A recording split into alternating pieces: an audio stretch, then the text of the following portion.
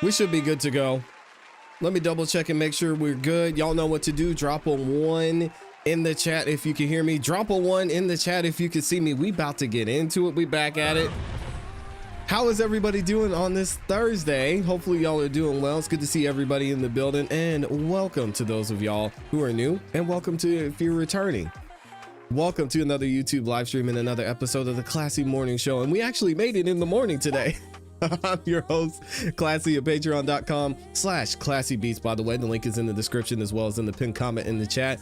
And we're starting out the show with some breaking news. We're going to talk about what's going on with the FBI versus the NBA. Looks like a bunch of people are getting exposed for some gambling issues, and that is nothing new when it comes to the NBA. Y'all know we talked about it here. We talked about Gilbert Arenas. We talked about several others. We're going to talk about over 30 people who are getting arrested in relation to this gambling issue with the NBA. Also, we're going to get into the Julio Foolio trial finally, and we're going to listen to what's going on with one of the 5 defendants in this Julio Foolio murder. We got some more updates for y'all as well. As you know, make sure you stay tuned. Shout out to everybody who's in here first, though. I gotta say what's up to the people before we get into it. Shout out to the gang in here. Of course, we got my awesome, amazing Amy in here first thing. Les Cleaver's in the building. Shout out to Les Cleaver and all the other members. We got Slim Life, A-Fist, Taco Tuesday is in the building. We got the big dog J Money up in here. Shout out to J Money, and there's so many of you in the building as well. We're gonna get started with the show here shortly, but I do always ask one favor of you all as we get into it. If you could, on your way in, please make sure you like the video. Likes are free, helps the channel continue to grow, lets the algorithm know that you guys are enjoying the show, shares the video, the channel, and this specific live stream with more people. Thank you to all 800 plus of you that have liked the video. All 800,000, we gonna call it. Let's just say it. Let's speak it. We'll manifest it. All right. Thank you to all 8,000 of you that have liked the video. I appreciate y'all for doing that. Also, if you're feeling extra generous, you can share the video as well. All you have to do is click the share button. It's got an arrow that's curved and pointing to the right. Makes it super easy to share on Facebook, Instagram, X, and even via text in your group chat. So if you want to do that, just click the button. Helps us out a lot as well. I also will be giving a special shout out and thank you to the super chats in there. And we've already got several of y'all who have sent in super chats as well. Shout out to Les Cleaver in the building. My guy, always in here, one of the hardest working guys I know. He says, it's a great day to praise God as we are alive and breathing. Thankful for this family and our gracious hosts, ClassE and Amy, as well as all who help out. Thank you for that, Les Cleaver. Thank you for the first super chat of the day. Consistently showing up and showing love. I appreciate you as well. All right, we're going to go ahead and get into it. Again, I will be reading super chats as we go throughout the show. Make sure if y'all haven't yet, you like the video. Let me know what you think about each topic because it's going to get crazy. And if you're new here, it's your first time on the show. Let me know what y'all think about the topics. First of all, say hello in the chat. And even if you have a differing opinion than what I'm saying, differing opinion from folks in the chat, we're very welcoming of opposing and differing views. I think it helps the conversation move forward. And I love having the conversation with you guys and interacting with y'all in the chat as well. I think it makes a great part of the show. So if y'all could, please make sure you do that on your way in as well. And say hi. We're not going to hurt you. We're not going to bite. I promise. All right, let's go ahead and get into this first crazy story. Let me make sure we're good. No one saw this coming, right? Okay. Well, maybe a lot of us did. When it comes to the NBA versus the FBI is actually exposing the NBA and a lot of corruption that's come as a result of gambling issues in the NBA. So far as to say, even some head coaches are being implicated in this and have been arrested.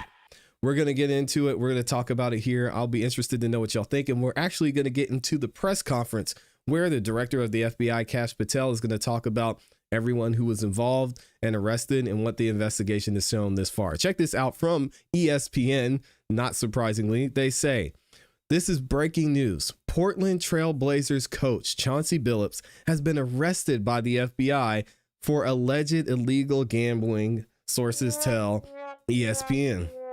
Come on, guys. Let's check out what else is going on here. All right, we're going to get into this press conference in a second, but someone posted the feds are announcing 2 indictments against Terry Rozier, Chauncey Billups, who was the coach we saw, the coach of the Portland Trail Blazers, and 30 plus others, which is insane. Apparently, Billups played in a rigged Mafia black poker game that used sophisticated cheating techs like x-ray tables and shuffling machines with hidden cameras inside. They were doing it all. It gets worse. All right, what do we have? Miami Heat guard Terry Rozier, says Shams, was arrested early this morning as a part of the FBI sports betting gambling probe. And that's what ESPN is told.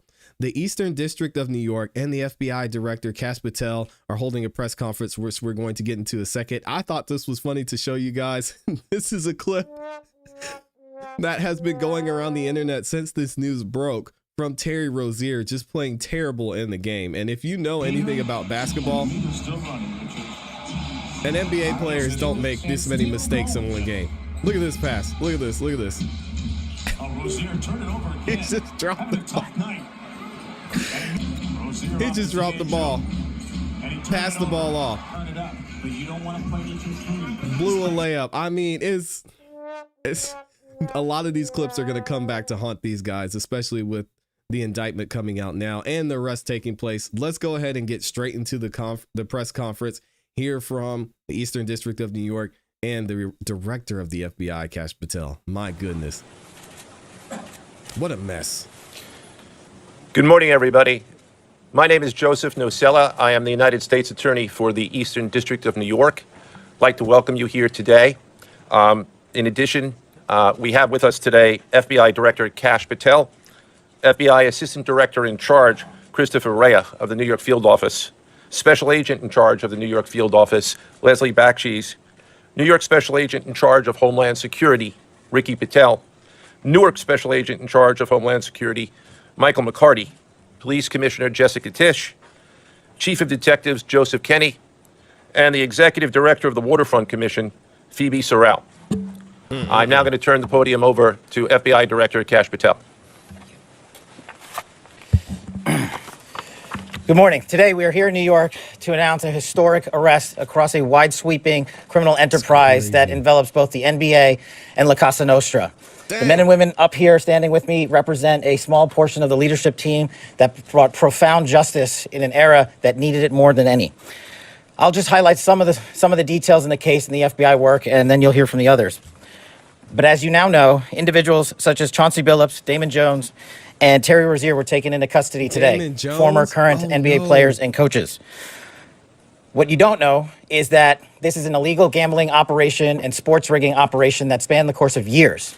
The FBI led a coordinated takedown across 11 states to arrest over 30 individuals today responsible for this case, which is very much ongoing. Dang. Not only did we crack into the fraud that these perpetrators committed on the grand stage of the NBA, but we also entered and executed a system of justice against La Casa Nostra to include the Bonanno, Gambino, Genovese, and Lucchesi crime families. And you'll hear more about those details today. The charges and the arrests that were taken down across this country range from wire fraud, money laundering, extortion, robbery, illegal gambling. This FBI will leave no room for any perpetrator of crime across this country. You hear a lot about our work of defending the homeland and crushing violent crime. Well, this work is also representative of a colossal portion of the FBI's mandate to keep America safe and to keep our entertainment industry fair and secure. The men and women that are standing up here today worked tireless hours, days, months, and years. And the fraud is mind-boggling. It's not hundreds of dollars. It's not thousands of dollars. It's not tens of thousands of dollars. It's not even millions of dollars. We're talking about tens of millions of dollars in fraud and theft and robbery across a multi-year investigation. And we could not have done it without our interagency partners that are before us today. The NYPD, HSI, and teams of law enforcement officials from around the country made this day possible.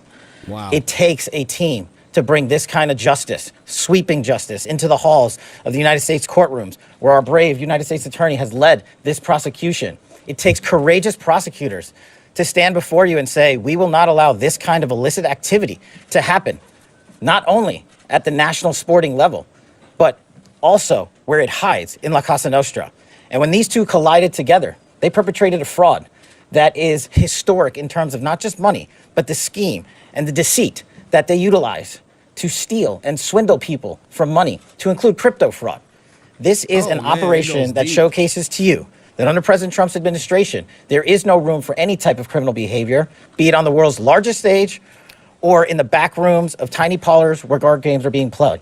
I think a lot of people are having an issue with this because think of how much the NBA promotes gambling now, sports betting, gambling. You talk about the FanDuels, you talk about so many places you can go out there and do sports betting. And a lot of people are having issue with this because, yeah, we're cracking down on the quote unquote illegal gambling issues. But what about these other companies that are doing it? Why are they allowed to do it? It's going to be interesting to see how this goes moving forward. And I think it might be a little bit of a double standard. We are proud to stand here today with the men and women of the FBI and this legal team. And to the United States Attorney, I just want to thank you personally for taking the time to display the work that the media is about to hear about today in detail. As I said, it does take courageous prosecutors, but it takes a courageous United States Attorney to bring this case, because we are going to take heat for it. But we don't shy away in this administration. We don't say no. What we do is we bring the results across the finish line. We bring them to the public. We bring you accountability. And yes, they will have their day in court, and you will hear the evidence through the court system exclusively. We will not deny anyone of due process. And that's the brilliance of this system. That's the brilliance of this administration. Everyone will be held to account. So with that, I turn it over to United States Attorney Nocella. Thank you. All right. So before we get into the United States Attorney, I want to know what y'all think about this in the comments and in the chat. Do you think it's fair that the FBI is cracking down on this one specific family? We won't talk about them too much. Cracking down on the NBA when there's already so much gambling that's going on. Is it as simple as you guys just need to abide by the rules, do it the way it's supposed to be done? Or is there something a little bit more here and maybe someone's upset because they didn't get a piece of the pie? I want to know what y'all think about this in the comments, in the chat. Absolutely wild stuff here. And we're going to get into this next part in just a second, where we hear from the Attorney General. And honestly, we'll go ahead and get right into it. So as you know, a lot of the FBI is investigating what's going on with this NBA gambling scheme. So we're going to get right back into this press conference and find out from the Eastern District of New York what happened, what went down, and what they found so far in the investigation. Here we go. Thank you, Director Patel. To be clear, we're announcing today indictments in two major cases, both involving fraud. One involves sports betting, and the other involves illegal gambling, very specifically rigged poker games. Dang. The first indictment involves 6 defendants who are alleged to have participated in one of the most brazen sports corruption schemes since online sports betting became widely legalized in the United States. This is the first. This scheme is an insider sports betting conspiracy that exploited confidential information about National Basketball Association athletes and teams. The second indictment involves 31 defendants alleged to have participated in a nationwide scheme to rig illegal poker games. Okay, so I'm guessing somebody at the FBI or at the NBA must have snitched. That's what I'm hearing with the first indictment. The first indictment, somebody at the NBA was like, no, man, I see y'all scraping some off the top. We ain't gonna do that. It's time for y'all to pay. Somebody at the NBA let the FBI know what was going on in the about National Basketball Association athletes and teams. That's crazy. The second indictment involves 31 defendants alleged to have participated in a nationwide scheme to rig illegal poker games. Dang. These defendants, which include former professional athletes, used high-tech cheating technology to steal millions of dollars from victims in underground poker games that were secretly fixed. The games in the New York area were backed by the Bonanno, Gambino, and Genovese crime families of La Cosa Nostra. Come on, guys. While the cases are separate, there are 3 overlapping defendants charged in both cases: Damon Jones, Eric Ernest, and Shane Hennon. Okay. The indictments in these cases contain only allegations, and the defendants are presumed innocent until they are proven guilty in a court of law. That's fair. But my message to the defendants who've been rounded up today is this: your winning streak has ended. Your luck has run out. Dang. Violating the law is a losing proposition, and you can bet on that. First, I would like to talk about United States versus Ernest, the NBA basketball gambling case. The defendants in this case are Eric Ernest, Marvez Farley, Shane Hennon, DeNiro Laster, Damon Jones, a former NBA player and coach, and Terry Rozier, a current NBA player. Come on, Terry. Other co-conspirators were previously charged for their roles in the scheme, including former NBA player Jonte Porter. Not scary, Between Terry. December 2022 and March 2024, these defendants perpetrated a scheme to defraud by betting on inside, non-public information about NBA athletes and teams. The non-public information included when specific players would be sitting out future games, or when they would pull themselves out early for purported injuries or illnesses. They relied on corrupt individuals, including Jones and Rozier. They also misused information obtained through long-standing friendships that they had with NBA players and coaches. Dang. And in at least one instance, they got their information by threatening a current player, Porter, because of his pre-existing gambling debts. Defendants crazy. used this non-public information to place hundreds of thousands of dollars in fraudulent bets, mostly in the form of prop bets on individual player performance. The bets were placed through online sports books and also in person at casinos. The defendants relied on a network of straw bettors to place the maximum amount of bets to increase their potential profits. Okay, Most we're of these hedging their bets succeeded, and the intended losses were in the millions of dollars. The defendants then laundered their illegal winnings in various ways: peer-to-peer platforms, bank wires, and simple cash exchanges. Come on, guys. The indictment details specific examples where the defendants profited from illegal gambling and illegal betting on various NBA games about the performance of players on, among other things, the Charlotte Hornets, the Portland Trail Blazers, the Los Angeles Lakers, and the Toronto Rangers. Each defendant in the NBA basketball gambling case has been charged with conspiracy to commit wire fraud and Wait, what are the Toronto Rangers? Did he mean Raptors? I think he had to have meant the Raptors. I don't know. The NBA basketball gambling case has been charged with conspiracy to commit wire fraud and conspiracy to commit money laundering. It's not good. Now, I would like to turn to the other case, United States versus Aiello, the rigged poker game case. Beginning as early as 2019, the defendants in this case orchestrated a scheme to use wireless cheating technology to run rigged poker games across the United States, including in the Hamptons, Las Vegas, Miami, and Manhattan. Okay, now this isn't directly tied to the NBA. This is more of the mafia side of things. Y'all heard the name of the family. We're going to get into it here. The scheme targeted victims known as, quote, fish, who were often lured to participate in these rigged games by the chance to play alongside former professional athletes who were known as, quote, face cards. The so-called face cards included the defendant, Chauncey Billups, who at the time of the scheme was a former NBA player and is currently the head coach of the Portland Trail Blazers. Come on, Chauncey. And also Damon Jones, a former NBA player and coach. What the victims, the fish, didn't know is that everybody else at the poker game, from the dealer to the players, including the face cards, were in on the scam. Once the game was underway, the defendants fleeced the victims out of tens or hundreds of thousands of dollars per game. The defendants used a variety of very sophisticated cheating technologies, some of which were provided by other defendants in exchange for a share of the profits from the scheme. Chauncey Billups is fired, by the way. He's gone. I mean, we don't need Shams to report on this. Chauncey Billups he's done. He's out of there. Never be a coach in the NBA again. It's a shame because he's such a great player, man. Such a great player. Now this is going to have this on his record. Other NBA players have had this on their record. I'm not going to call any names. Shout out to the GOAT. But he's done. Coaching career is over. For example, they used off-the-shelf shuffling machines that had been secretly altered in order to read the cards in the deck, predict which player at the table had the best poker hand, and relay that information to an off-site operator. Jeez. The off-site operator sent the information via cell phone back to a co-conspirator at the table, and that person at the table was known as the quarterback.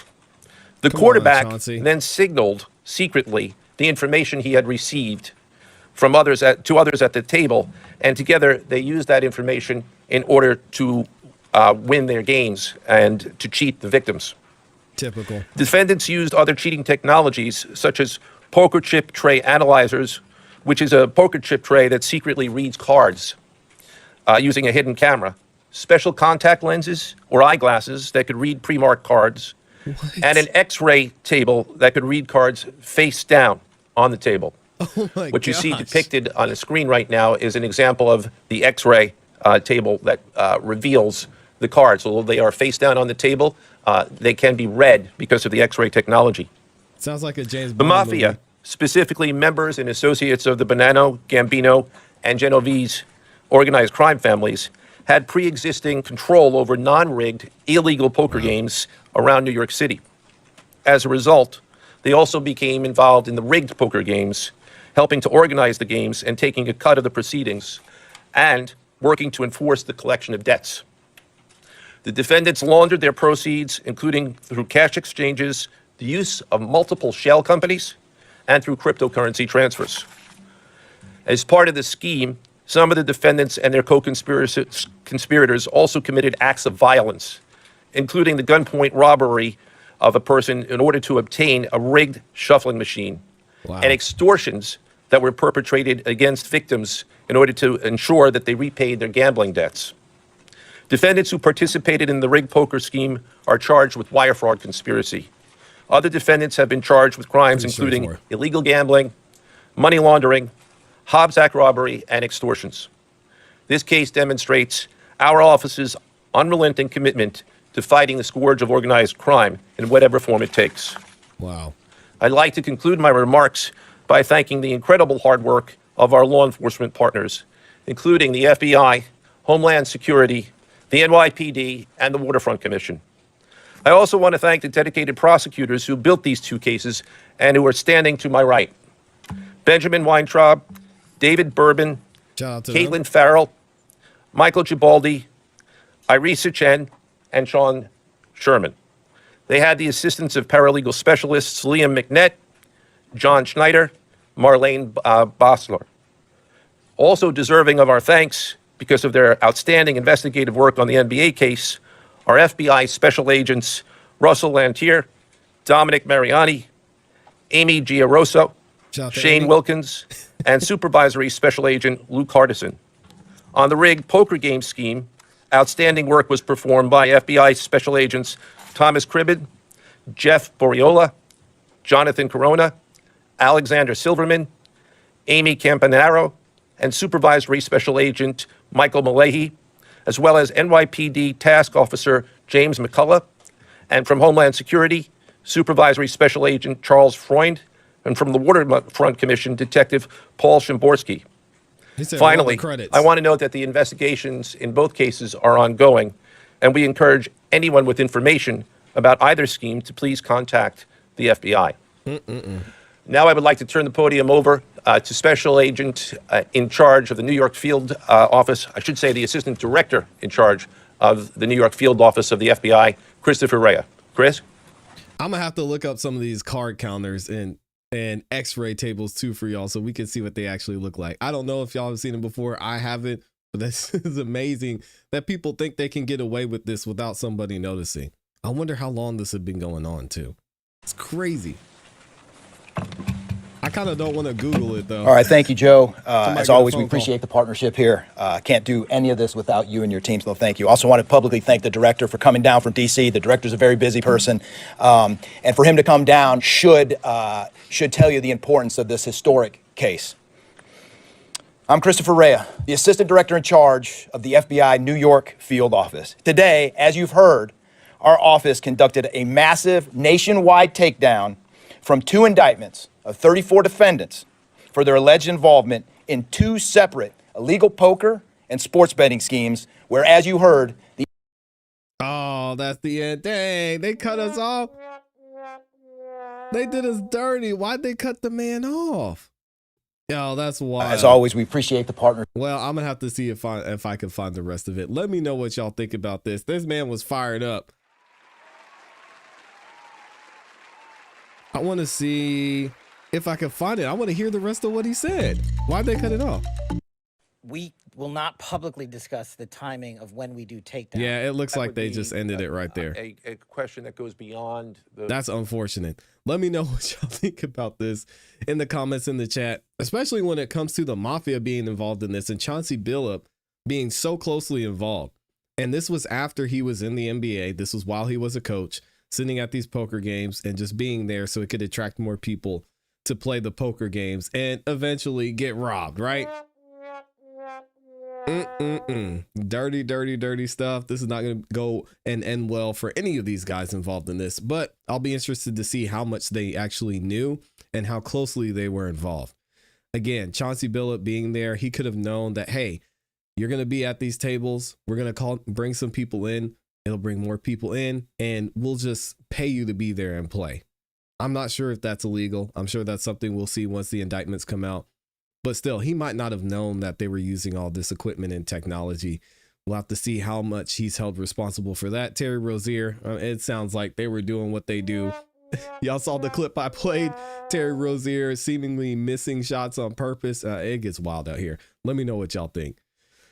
Guys, this is crazy. I'm not surprised that it happens, but for the FBI to get involved this heavily, I think it's an interesting fact because I can imagine this won't be the last time we hear about this and the last time we see it as well.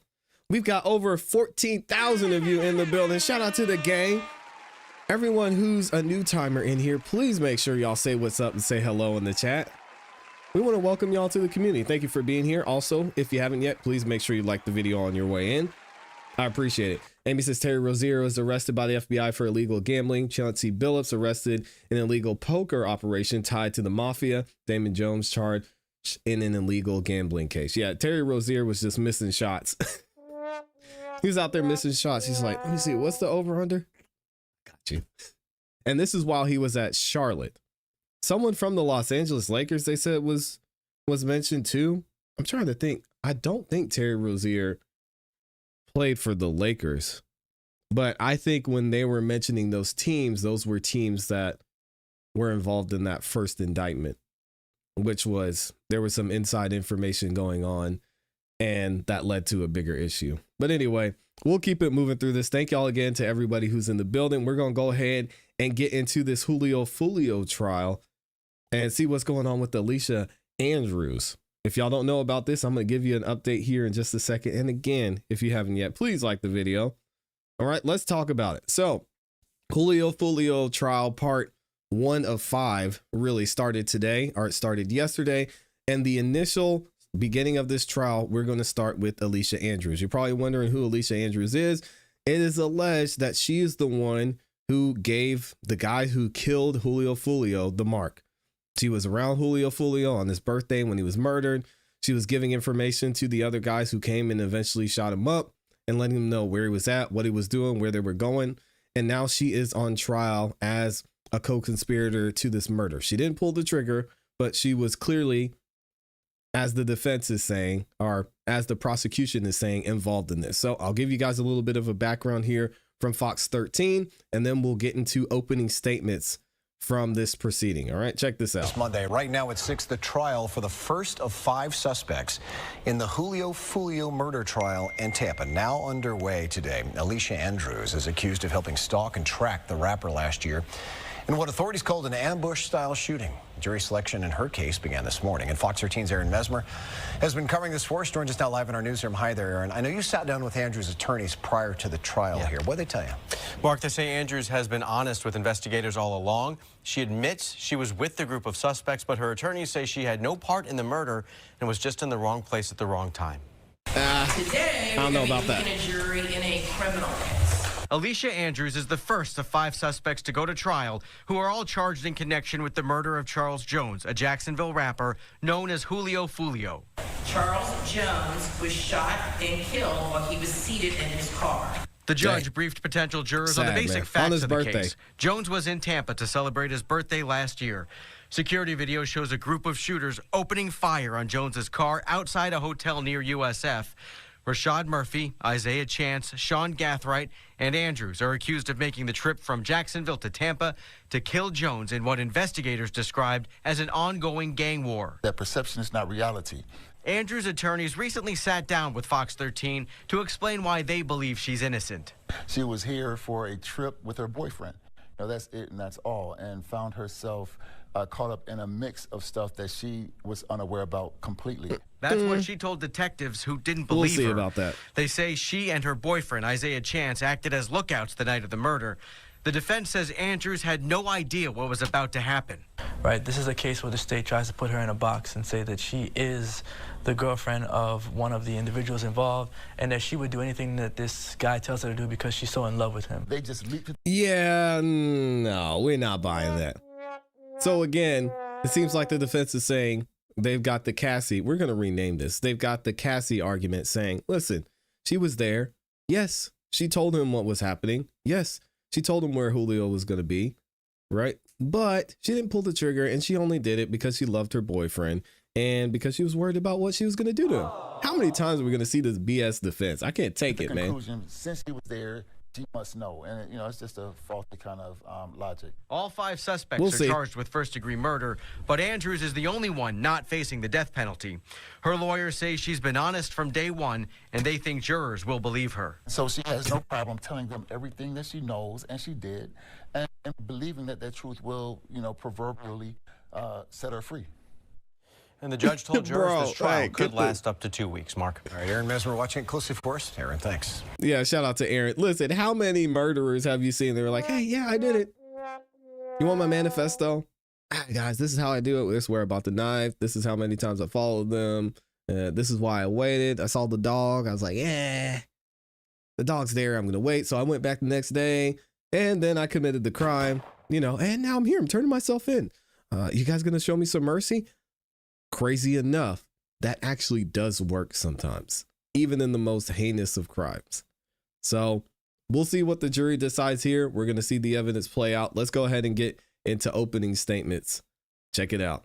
Just a couple of things before we get going. It is my understanding there were media reports about this case in the news the past 24 hours. So did any of you watch, read, listen to any news accounts related to this case?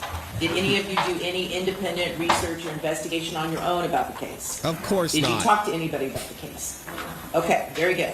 All right, and just for scheduling purposes, I know we've got a juror that needs to be in a wedding or practice for a wedding at 2 o'clock on Friday, so we will break no later than noon on Friday. Just so you all know, the rest of the jury knows. Friday afternoon you'll have free. All right? Okay, with that, State, do you wish to make an opening statement? We do, Your Honor. Okay, very good. You may proceed. May it please the court? Yep. Counsel. Here we go. Prosecution's ready to go. Load them up. He didn't know, because there was no way he could know, that his time here was limited. Very limited. Rest in peace, that Charles. He was, in fact, breathing his last breaths here on Earth. On his living birthday. the last moments of his just barely 27 years of life here on this planet.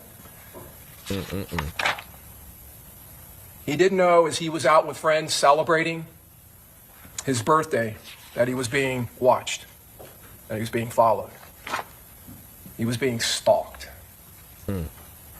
Stalked and observed while he was celebrating. Stalked and observed by a group of killers, a group of conspirators who were now executing a very premeditated plot that had been hatched and birthed days before.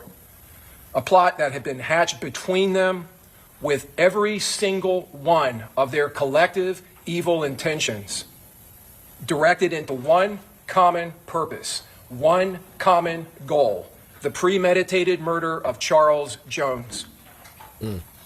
This group's collective hatred and animosity, which drove the conspiracy that existed between them, this evil and despicably wicked conspiracy. Can I interrupt for a second? The hatred and animosity. We got to talk about that for a second. Was it deserved? In my opinion, yes. I don't think anybody should hate. But if you do some research into how Julio Foolio was moving and some of the things he was doing, recording music videos near his ops' graves, dancing on graves, he was playing stupid games. Unfortunately, he got a stupid, very, very stupid prize. His last prize. Dang. He didn't know that now all of their planning, all of their surveillance, all of their advanced coordination was now coming to fruition. Coming into to fruition in such a precise way that he only saw his killers for mere seconds as they rapidly closed in on him, dressed from head to toe in all black, like ninjas coming out of the dark. Disguises that included balaclavas and ski masks. Disguises that these conspirators had decided well before this moment that they were going to wear, to use to hide their identities from the ever-present and ubiquitous cameras that permeate our culture. As Charles Jones sat there in the front passenger seat of his Dodge Charger, their plan came perfectly together. He was now the perfect target, caught completely, entirely off guard, completely blindsided. As these gunmen appeared, seemingly, you will see in this evidence, out of nowhere. A perfectly planned ambush, and there's no other way to say it.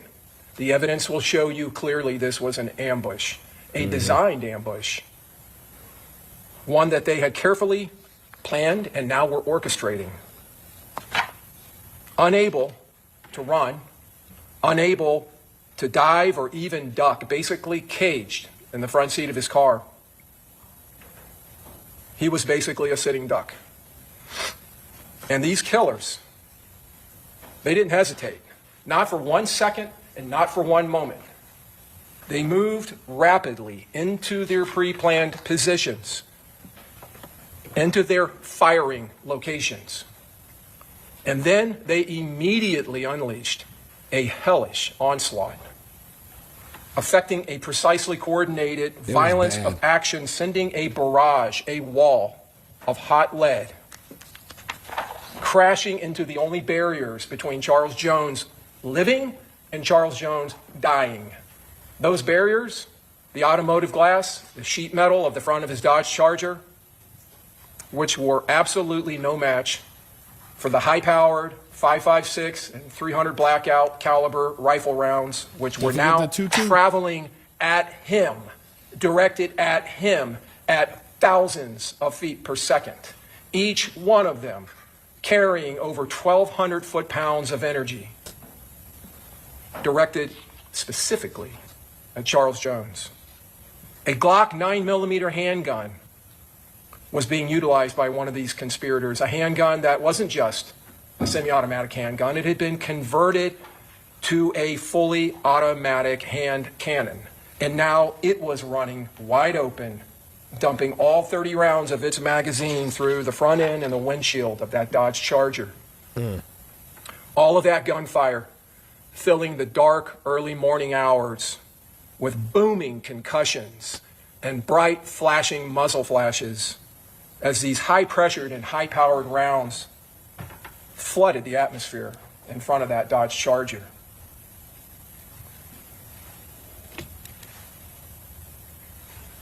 Charles Jones. You've heard his name in the indictment. That's his face.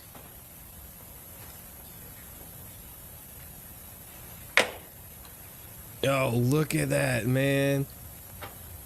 Got lit up. On his birthday. It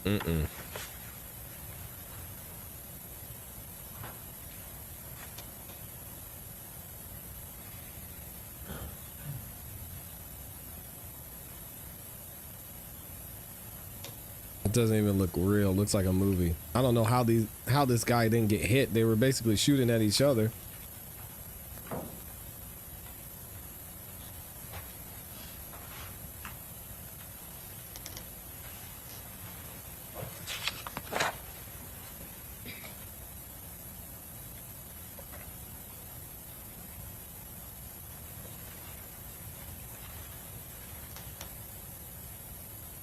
Wow.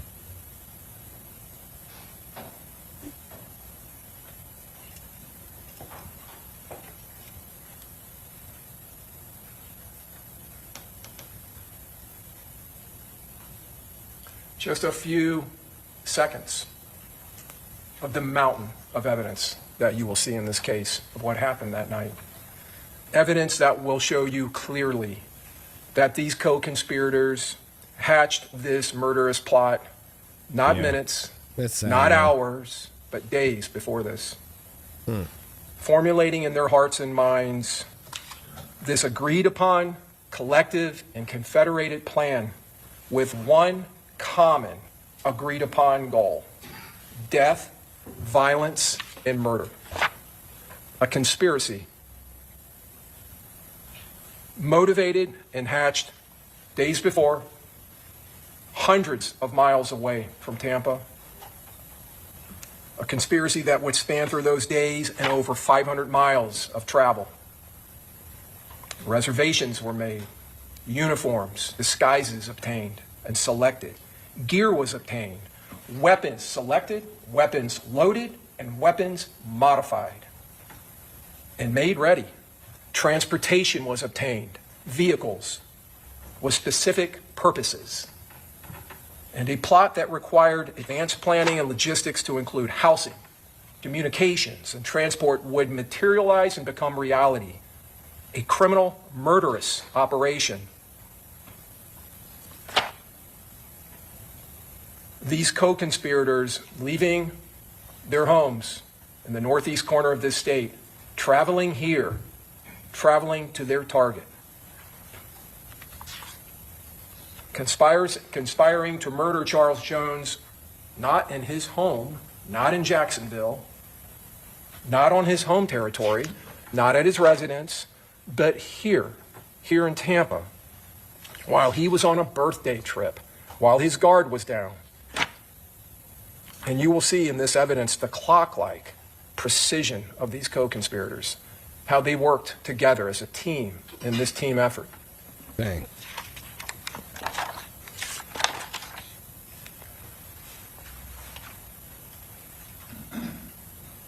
Principles. This is a law that you heard a little bit about. You'll be instructed on it at the end of this case after the evidence is given to you by the Honorable Judge Sisko. She will instruct you on the law of principles as well as the law on murder and all the other laws that you will need to render your verdict in this case. The law of principles: if a defendant helps another person to commit or attempt to commit a crime, that defendant is a principal and must be treated as if they had done all the things that the other person or persons did, if we prove this beyond a reasonable doubt that they first. And this is the getaway driver, right? This is the getaway driver principle. You drive them up to the bank, they rob the bank, a couple people get deleted, you drive them away, you're just as guilty as if you were to pull the trigger. Seeing it too many times. Intended that the crime occur and did some act or said something, anything, that was intended to and that did incite their co-defendants to commit this murder, cause them to, simply encourage them to, assist them or advise other persons to actually commit that crime. Now, incite, cause, encourage, assist, or advise the other person to actually commit the crime. For first-degree premeditated murder, we must prove that this defendant intended that Charles Jones be killed. It is not necessary for the principal to know every detail of how a first-degree murder will be committed as long as they intend that it occur. Interesting. And they did some act or said something that was intended to help or did help the murder to occur. But almost more importantly, the principal, the defendant, does not have to be present when the crime is committed or attempted to be committed. But in this case, folks, you will hear that this defendant, Alicia Andrews, was right there, driving right next to that Dodge Charger in the seconds before this murder happened. And was her boyfriend at the party? I don't think he was. If the defendant is found by you to be a principal, then she is legally responsible and accountable for everything that her co-conspirators, her co-defendants did. Alicia Andrews. Careful who your friends are. These are her co-conspirators. I don't know if this laser is going to work, if you can see. In the upper left-hand corner, that's Rashad Murphy. Lower left, Davion Murphy. Sean Gaithright is in the upper right. And in the lower right is her boyfriend at the time, Isaiah Chance. These were the five that's her baby daddy. conspirators. This was the assault team that took out Charles Jones. Alicia did have a baby while in prison too in the last couple of months. I wonder if that's his kid. That took his life, that snatched it from him in the early morning hours of June 23rd. Isaiah Chance, Sean Gaithright, Rashad Murphy, Davion Murphy.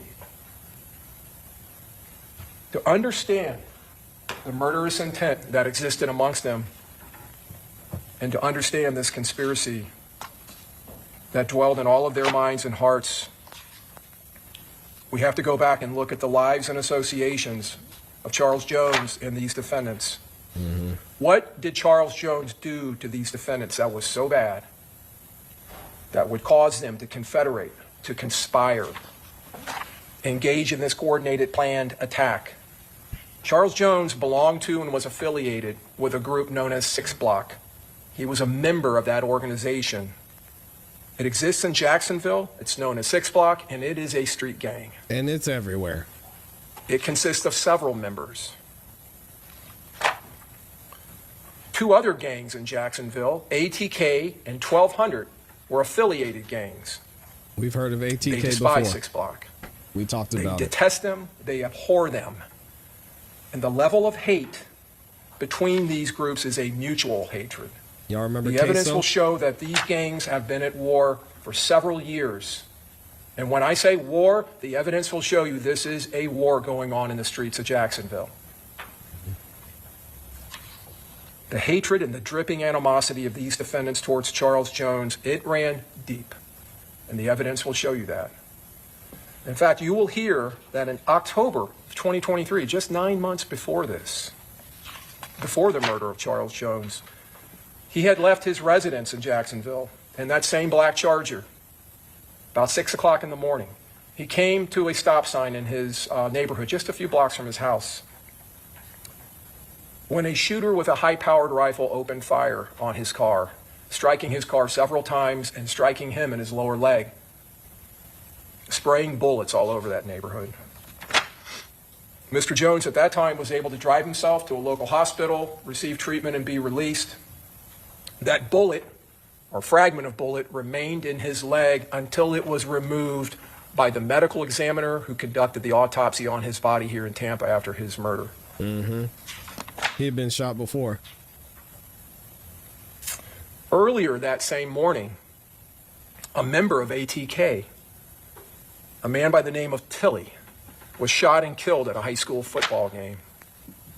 This shooting of Charles Jones was clearly retaliation, but Charles Jones was not the shooter of Tilly. But that didn't matter. So why was he targeted? You won't hear any evidence to suggest that he had anything to do with that shooting. He was affiliated with 6 Block. And you're going to hear in the evidence that he wasn't just a member of 6 Block, he was a notorious member of 6 Block. Probably the most well-known member of that gang. In fact, he was the public face of 6 Block. The spokesperson, basically. He posted on social media, but most notoriously and notably, he wasn't just a spokesperson for 6 Block, he was a certified celebrity. Charles Jones had millions of followers on social media, if not tens of millions of followers, because he engaged in an activity that you heard a little bit about yesterday from one of your fellow jurors, and he was spot on. That's exactly what the evidence is going to show you in this case. This long-standing pattern of what is called drill rep. And it is an activity that Charles Jones embraced and that he engaged in under the name Julio Foolio, which was in fact his street name, Foolio. Julio Foolio. In this type of rap music, it's not just rap, it's disrespect. It's making fun of and disparaging not only ATK and 1200, the opposing gangs, but disparaging their members by name. Disparaging, and probably most incendiary you will find in the evidence, bragging about the death or deaths of other ATK 1200 members who have been murdered. As I said earlier, make no doubt about it, this is a gang war.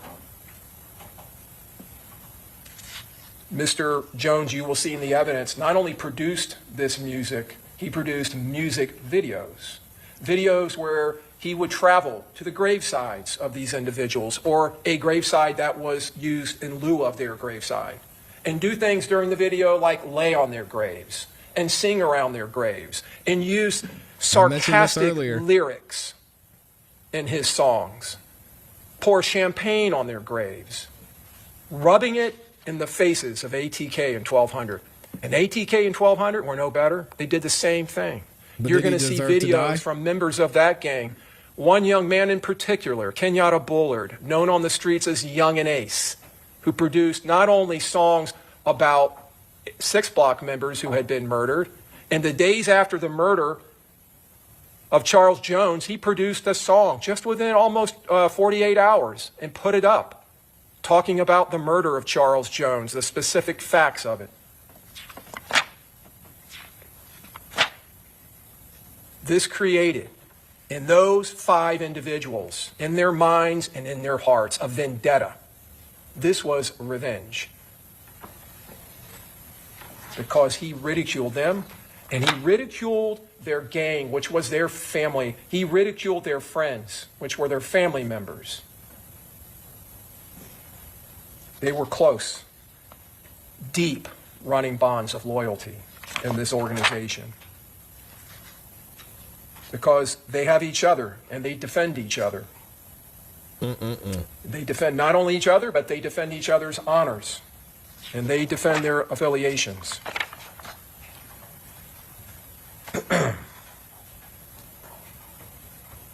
They had a motive.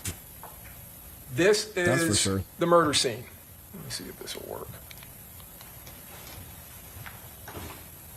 Home to Suites, McKinley, Fowler, USF is directly across the street. The USF campus lays literally feet away from this hotel complex. Over here, you can see it's a Holiday Inn. This is the portico right here, where the shooting happens. What you will see in this evidence is that these shooters arrive here, and they come in and they go around the north side of that complex, as Mr. Jones is sitting here at the portico with 2 other cars full of his friends and partygoers, people celebrating. His girlfriend was in the other car. He was a passenger. His friend Xavier Edwards was driving. His longtime friend Gino Norris was in the back seat. They pull in.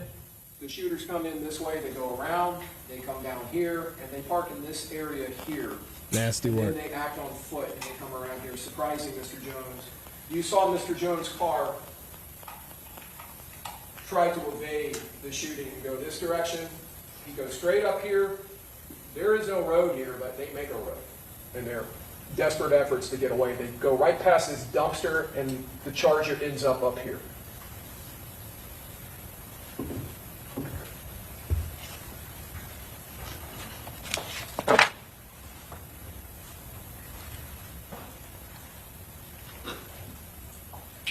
Goodness gracious. This is Mr. Jones arriving. He's been out celebrating, you'll find in the evidence.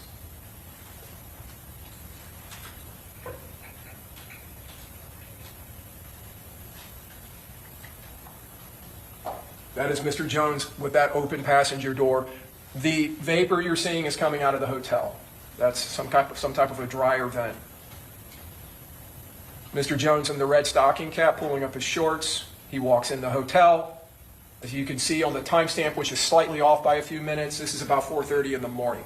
They had been out through the night. They had gone to a couple of clubs. Mr. Jones appeared at one club and performed, and then he went to an after party at another club.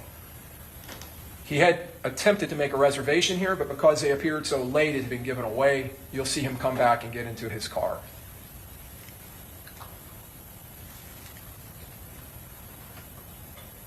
Jeez. Video slightly sped up here.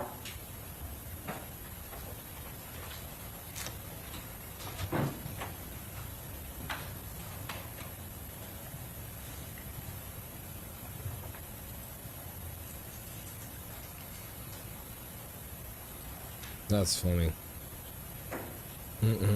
That car entering right there, that's the assault team. And as I said, they go northbound around the north side. They avoid driving near this entourage, Mr. Jones and his friends.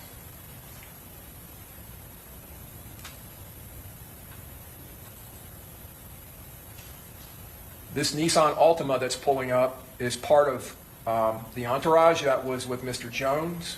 Yep, and they're going to make sure they don't Driver get out. Tayfah McCrae is a friend of his. You will see his girlfriend get out. And they go inside of the lobby to use the restroom.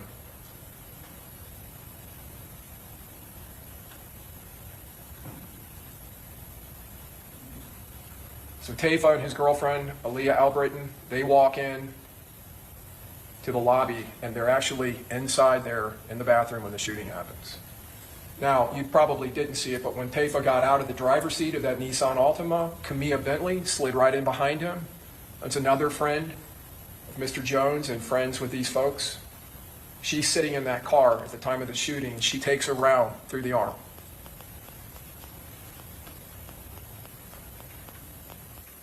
Dang, that's crazy. This car driving by, she's lucky that she is only the got shot in the spotter arm. car. That is the surveillance and reconnaissance vehicle. This is just before the shooting happens. And you're going to see that car come right back by.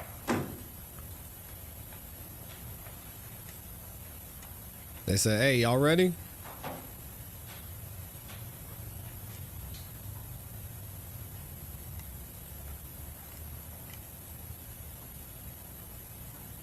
It goes down, does a three-point U-turn, and comes back. And now we're mere seconds away from the attack on the Charger, on the attack on Mr. Jones. You'll see the Chevy Cruze go southbound on McKinley.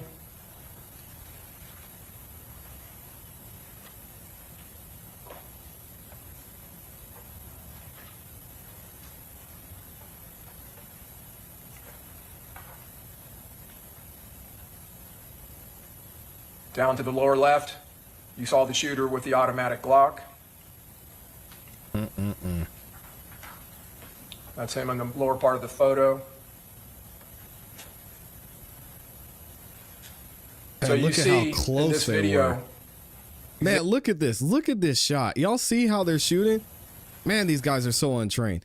Look at this guy right here. I wish I could play it in slow motion.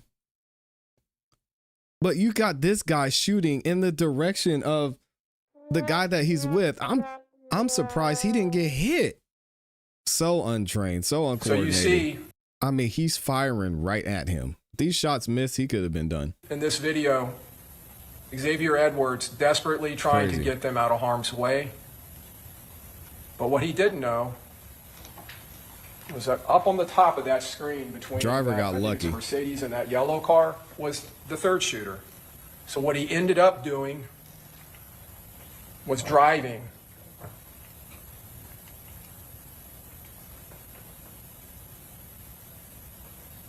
and you'll see it come to fruition here, directly into a vortex of high-powered rifle fire. Yeah. Now, what you're also going to find in the evidence, and you can see the electrical charging station up here in the upper right, this is the edge of a Tesla that's sitting at another charger. That Tesla has its, I believe it's called Centurion function on, and it is recording from multiple cameras around the car. And this is one of the recordings. You'll see several in the evidence.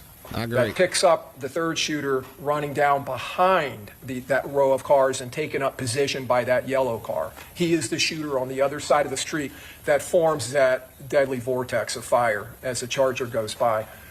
And as the Charger, you will see in the evidence, runs down the side trying to escape, down the side of the hotel. This shooter comes running up to this position by the charging station and is opening up fire down the west side facing north of the Home to Suites. Dang, so sad, man.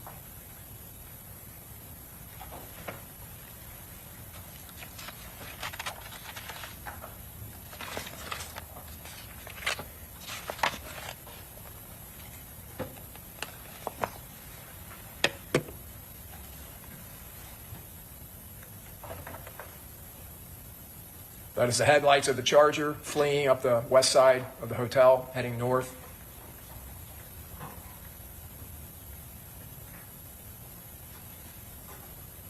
The third shooter. Yeah.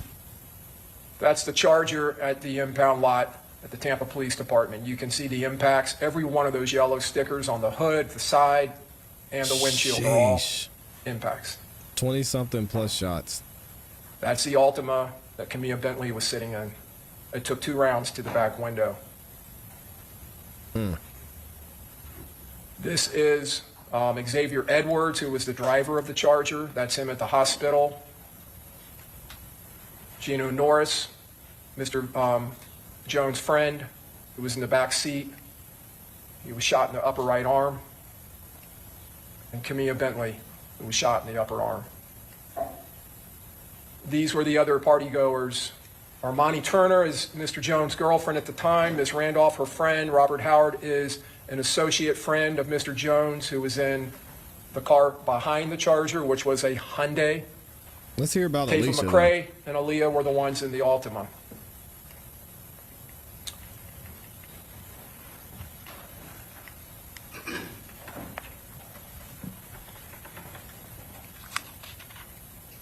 You could see in that video Where's Alicia Andrews that these gunmen acted with suddenness, they acted with speed and fury. And they brought overwhelming firepower. Not one shooter, not 2 shooters, but 3 to create that vortex that the evidence proves to you, with high-powered AR-style rifles and a fully automatic Glock 19, bringing all of that firepower to bear in a concentrated area easily and rapidly, establishing not fire superiority, but fire supremacy, the evidence will show. Firing, as you saw in that last photo from the Tesla video, with absolute impunity and disregard of anyone that may be in that area. The majority of that fire you will find in this case was funneled directly into the passenger compartment of the Dodge Charger. And every single one of the rounds that were fired that night, every single one of them was dripping with the hatred, the malice, and the premeditated intent of all 5 of those conspirators. The evidence will prove to you. What about Alicia, though? I haven't heard anything yet about Alicia Andrews. Mr. Jones attempted to evade the gunfire. I'll be patient. He was leaning up against the dashboard. You may have seen in that photo, on those videos, but you'll see it during the trial. Look for it. His feet are up on the dashboard. He's leaning back. He's on his phone. The evidence will show trying to find a hotel, trying to find lodging for them. He barely has time to pull his feet down. The evidence will show he attempted to jump into the back seat, to go through and across the center console. Before he could do that, one of these rounds smashed into his chest, and that round tore through his heart, through his lungs, and through the largest vein in the body, the aorta, a gigantic artery that supplies blood up and down your body. He was done. And when he turned and kind of flipped over to try to crawl into the back seat, he took 2 more rounds to his back. Those rounds ripping through not only the muscles of his back, but into his liver. Sheesh, man. These shooters, as you've just seen, leveraged surprise. They leveraged it in this attack to make sure that Mr. Jones didn't stand a chance, to make sure he couldn't evade this attack. Not this time. This time he was going to be killed. I mean, they did it. They took full advantage of this ambush that they had planned. And you saw in that evidence the determination of these shooters, the assault team in this conspiracy. They didn't stop firing when the Charger went through that vortex. They kept firing all the way up the side of the hotel as the Dodge Charger fled, almost a block away. That last shooter you saw in the Tesla video, opening up fire, rapid fire. And as I said, firing with impunity.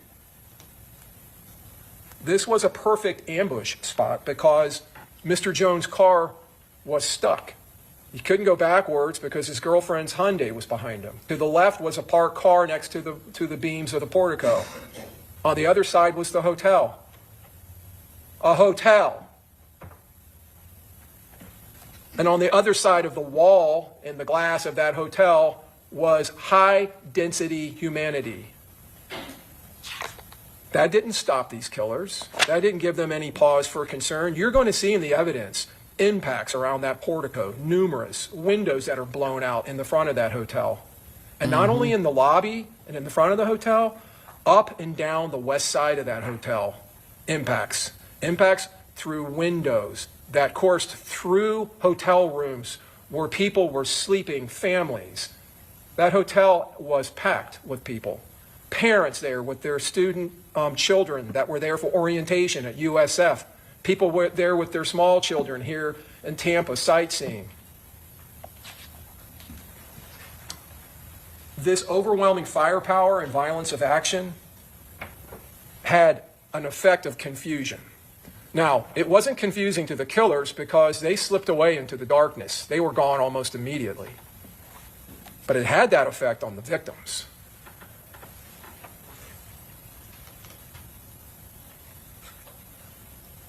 Gino, Jeez, man.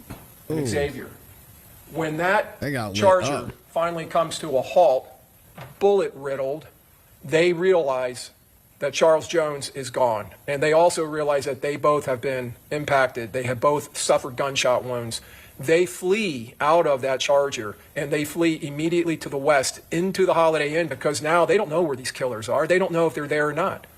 So they flee and they run into the hotel. And you're going to see in the evidence, their flight leaves a thick blood trail and a very obvious blood trail. They run in, they get on an elevator, they go to the 3rd floor. When law enforcement respond, and I'll talk to you a little bit about that, the confusion was caused, they go to the area where the Charger is. They see the blood trail. They don't know if that's victims, they don't know if that's shooters. They go into the hotel thinking that they're going to be coming face to face with shooters. They go up the elevator and they go onto the 3rd floor and they find Mr. Edwards and Mr. Norris laying on the ground, bleeding. Camilla Bentley, you saw in the panic between her car, or the car she was driving, the Altima, and Miss Turner's Hyundai. One's backing up and one's going forward, and they collide going out onto McKinley. Camilla Bentley drives off, but then she turns around shortly thereafter and comes back and picks up Taifa and Aaliyah, who are inside of the hotel lobby. They then drive nearby to Advent Health, where Camilla is treated for her gunshot wound. Meanwhile, Armani Turner, the victim's girlfriend in the Hyundai, she ends up somehow on Fowler going eastbound and comes across a traffic stop being conducted by the University of South Florida Police Department, just a traffic stop.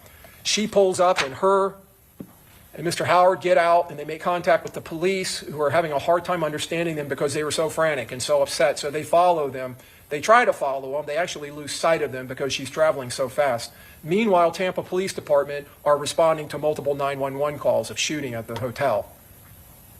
An officer responding sees Miss Turner driving. She drives through the intersection of Fowler and McKinley, goes right over the landscaping and into the parking lot. He follows her, not knowing who she is or what her part of this is, and they end up making contact with her.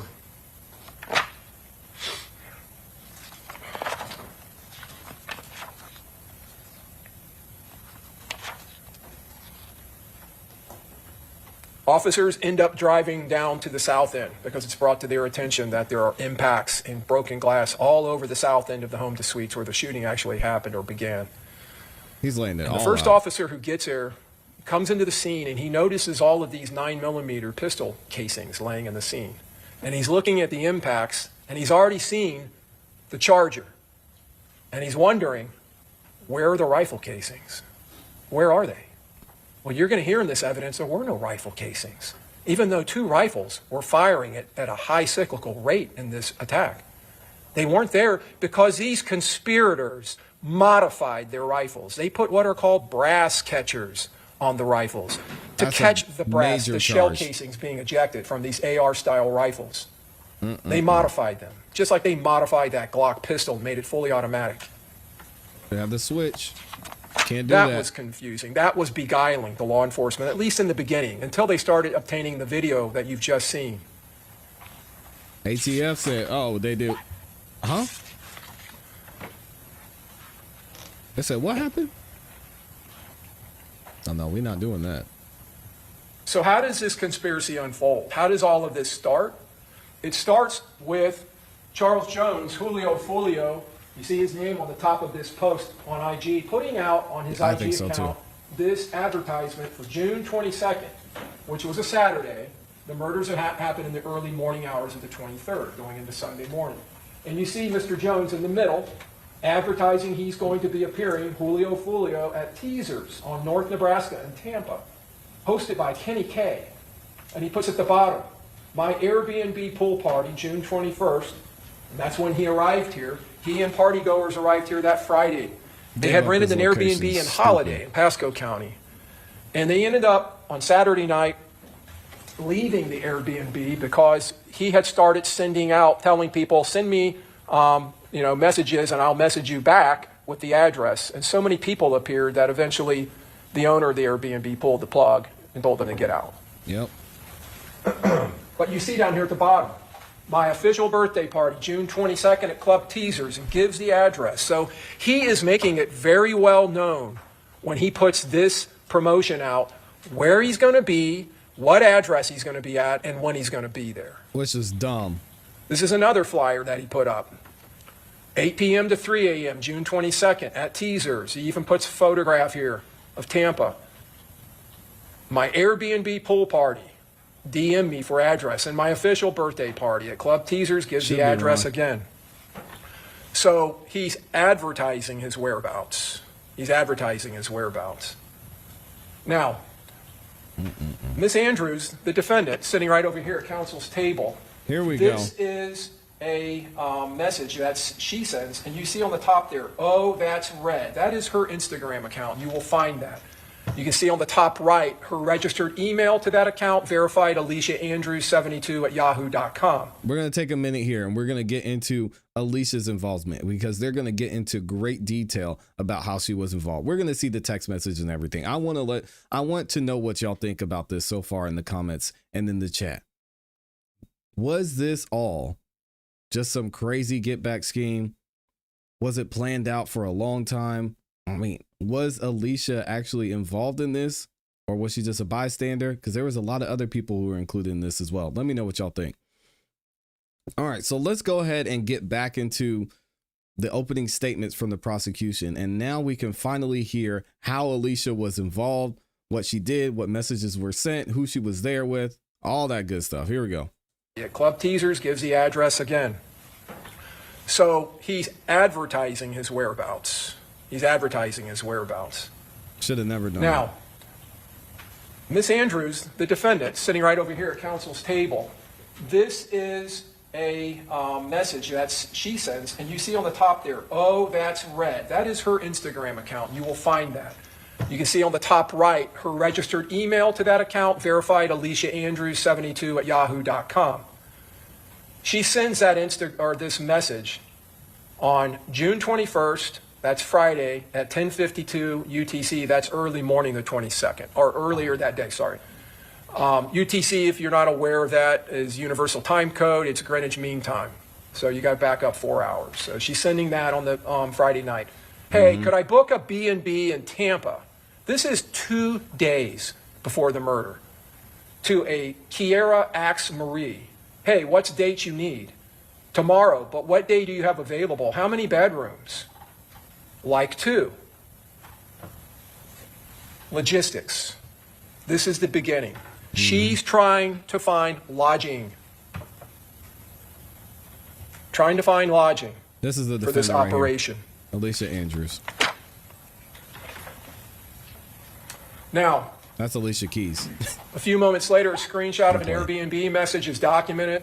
The message is addressed to Rashad Murphy, confirms his reservation at Lagoon Oasis 9703 Gazebo Pond in Tampa, June 22nd to June 24. And in the message of that message there from the owner of the Airbnb, our HOA requires for security purposes that all guests booking with us provide a valid ID, which he obliges and sends his valid ID. Now we go to the 22nd. This is the Saturday, earlier in the day, before Julio Foolio is going to start appearing at clubs in Tampa. This is the residence of Sean Gaithright, one of the conspirators. That is Mr. Gaithright walking out with a large duffel bag. I wonder what's in there. This is the first time I'm seeing this. And Isaiah Chance walking out with bags. And you'll see they start loading that black car, which is a Chevy Impala. That is the car that goes north in the hotel complex. That is the car transporting the assault team. And this is also the car that was at the back of the parking lot trying to make sure they didn't get out. And they load the bags into the trunk. That BMW on the top of the video there is being driven by Mr. Chance. And you see him bringing out another large bag. Why would they have They're cameras kitting at up, the house? and they're getting their gear into their transports. You'll see in the evidence that Mr. Chance ends up leaving in that Beamer. He drives and picks up his girlfriend, this defendant, Alicia Andrews, and brings her back to this residence. And then the three of them, Miss Andrews, Mr. Chance, and Mr. Gaithright, get into that Impala, and they drive here to Tampa, and they drive to the Airbnb, and there will be zero doubt about all of that, because that Impala, while it's en route, is being picked up on license plate readers. You will see in the evidence their cell phones are tracking, hitting cell towers as they travel in unison all the way down to I-75, coming across from Jacksonville and heading directly into Tampa. When he comes back, Mr. Chance brings his contribution to the assault team. The Glock pistol with the extended magazine. He tucks it into his waistband. You can see the extended magazine sticking out in the trigger guard and the slide and the dust cover of the pistol. Just a more close-up photo of it. They could have covered up the cameras or something. I mean, come on, You can see it bulging out of the right side of his warm-up pants he's wearing. So these three, Chance, Gaithright, and the defendant, get in that Impala. And they drive. You'll find in the evidence that Gaithright in the middle and Chance, the defendant's boyfriend, are very tight. They were close friends. Was Alicia at the house? Mr. Chance calls Mr. Gaithright his little brother. And you'll see in the video when they are loading up, you'll see more video during this trial of Mr. Chance putting in the codes on the front door of the house that Mr. Gaithright lives at. Now, the second car, the one that I pointed out to you, the surveillance vehicle. This is a Chevy Cruze. This car is also picked up on license plate readers after law enforcement determined its involvement in this case. They go back and they find it. And if you can see in the lower left-hand corner, 7:46 p.m., June 22nd, it's on Bruce B. Downs at Tampa Palms, getting real close to where their Airbnb is. And by the way, the Airbnb they book is 1.3 miles from the murder scene. You will see in the evidence that the LPR, the license plate recognition systems that are picking up these two vehicles, show them traveling in unison, hitting on the same license plate readers at the same time, at the same locations as they travel from Jacksonville. That car was obtained by Rashad Murphy outside of the circle of ATK 1200. It was specifically located and utilized in this case as a car that would not be recognized.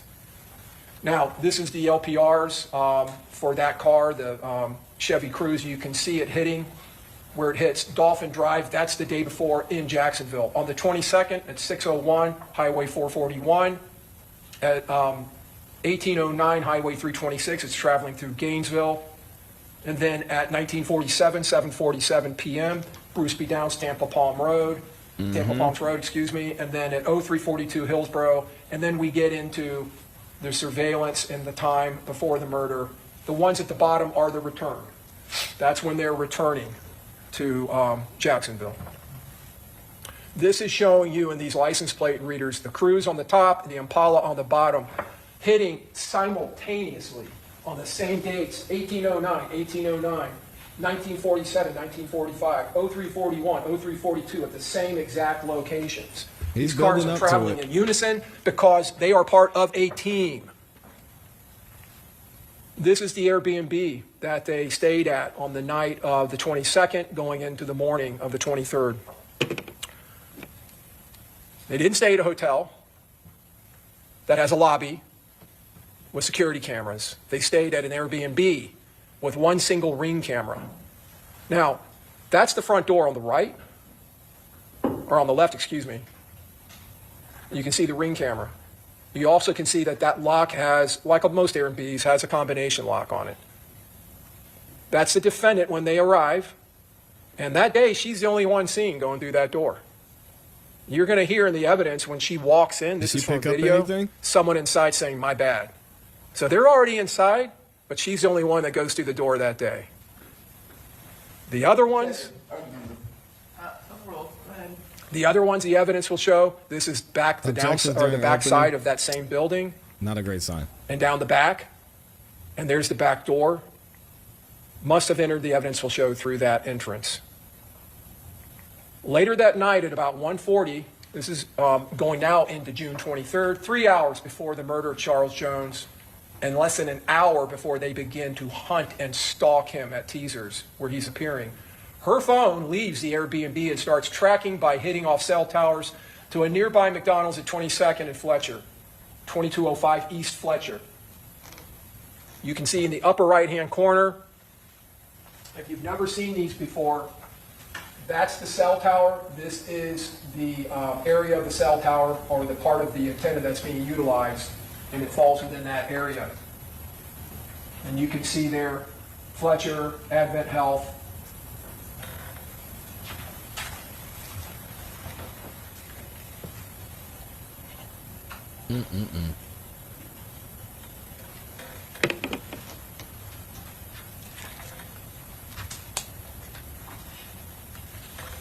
That is her in the passenger seat. There's not going to be any doubt about that in this case, because when she's later interviewed by police, she identifies herself. Because you're not really going to be able to see her face, but she says, "Yeah, I'm in that car. That's me." You can see the driver, Davion Murphy, he's lighting a cigar. You can see a little flame. You're going to watch on this video as they proceed through this drive-through. Man, they got them everywhere. Cameras everywhere, man.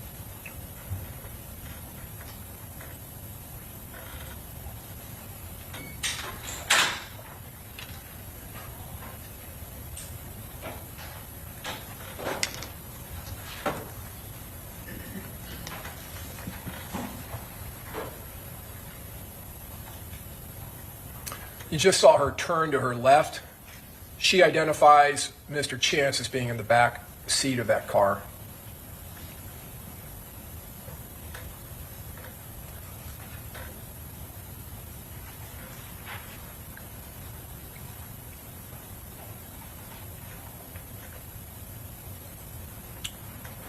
And that's Davion Murphy in the driver's seat.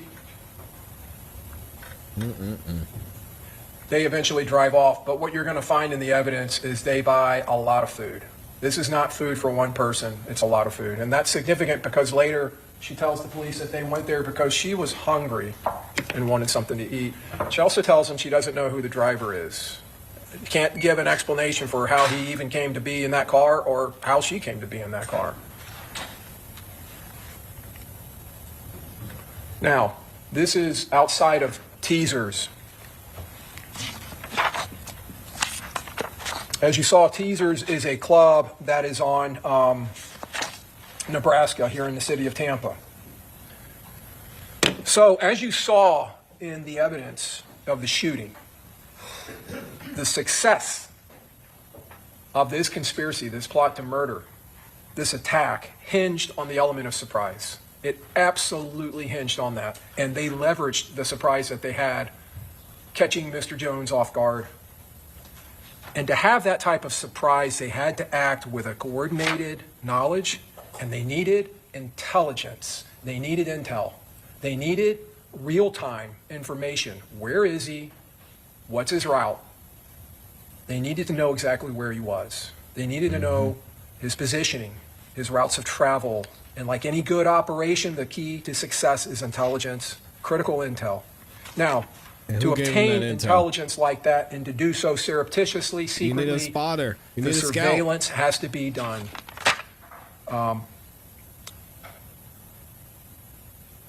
In a surreptitious manner. Without that intelligence, without providing that real-time information to the assault team that's in the Impala, there would be no surprise, there would be no ambush of Mr. Jones, and this conspiracy would fail. It was that intelligence, that real-time surveillance and communication, the locations and routes that were provided by this defendant and her boyfriend, Isaiah Chance, operating alone in that Chevy Cruze, while the other three conspirators, the assault team, were in the Impala. And they were doing everything they could to keep that Impala out of the sight of Mr. Jones and his friends, because Mr. Gaithright drove that Impala. It was registered to his mother, but he drove it all the time. He was notoriously known for driving that car. This was a coordinated team effort.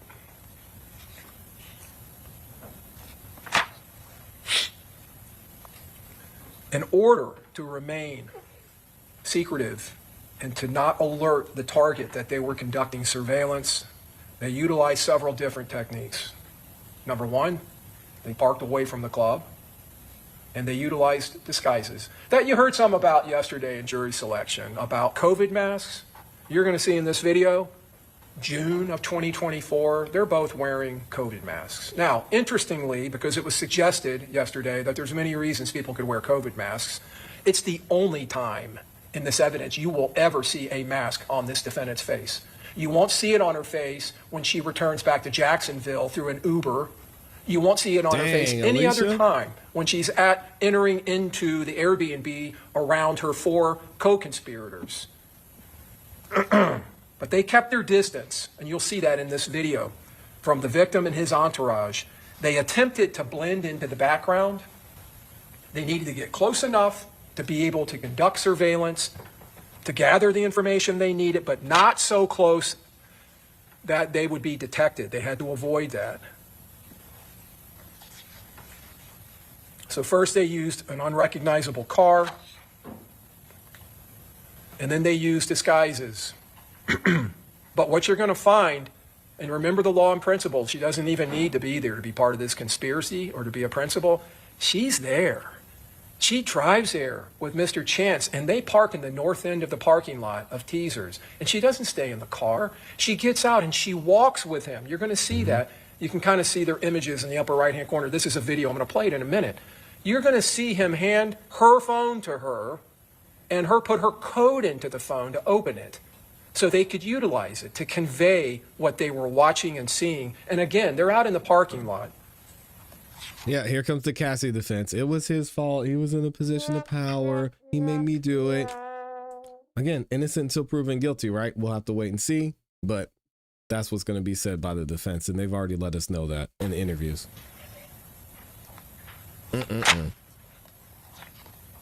She was there with him in the field, shoulder to shoulder, in the thick of it, on the ground, in the action.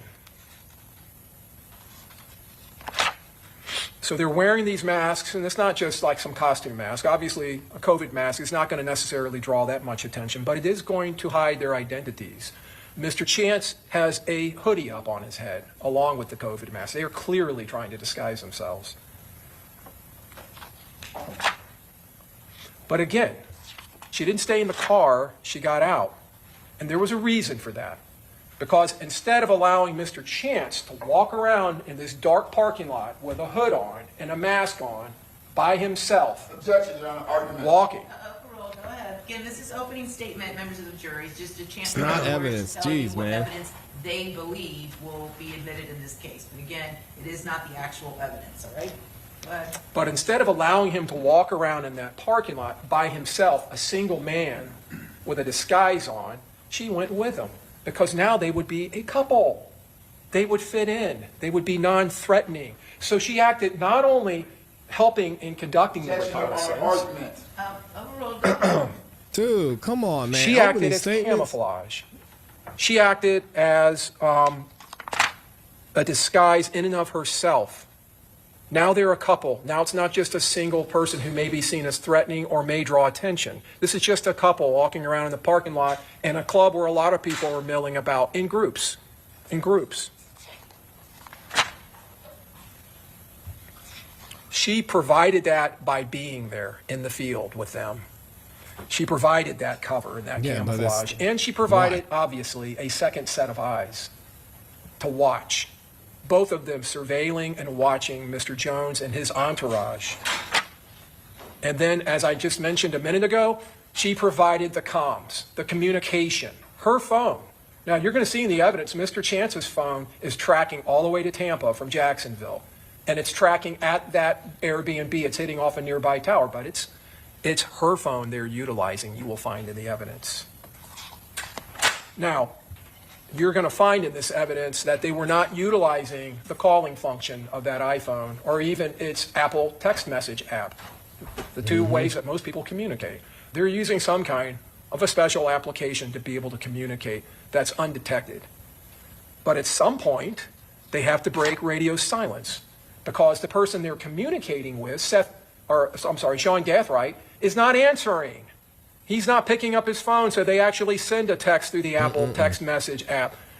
Pick up your phone. And that's right around this time, just a few minutes later.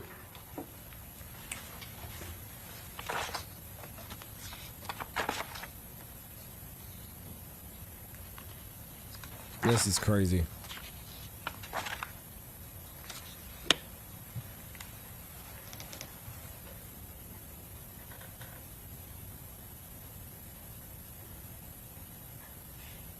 You see the defendant opening the phone for Mr. Chance, and you can see their COVID masks. One is wearing the blue COVID mask that was so prevalent in 2020, 2021, and she's wearing a black one.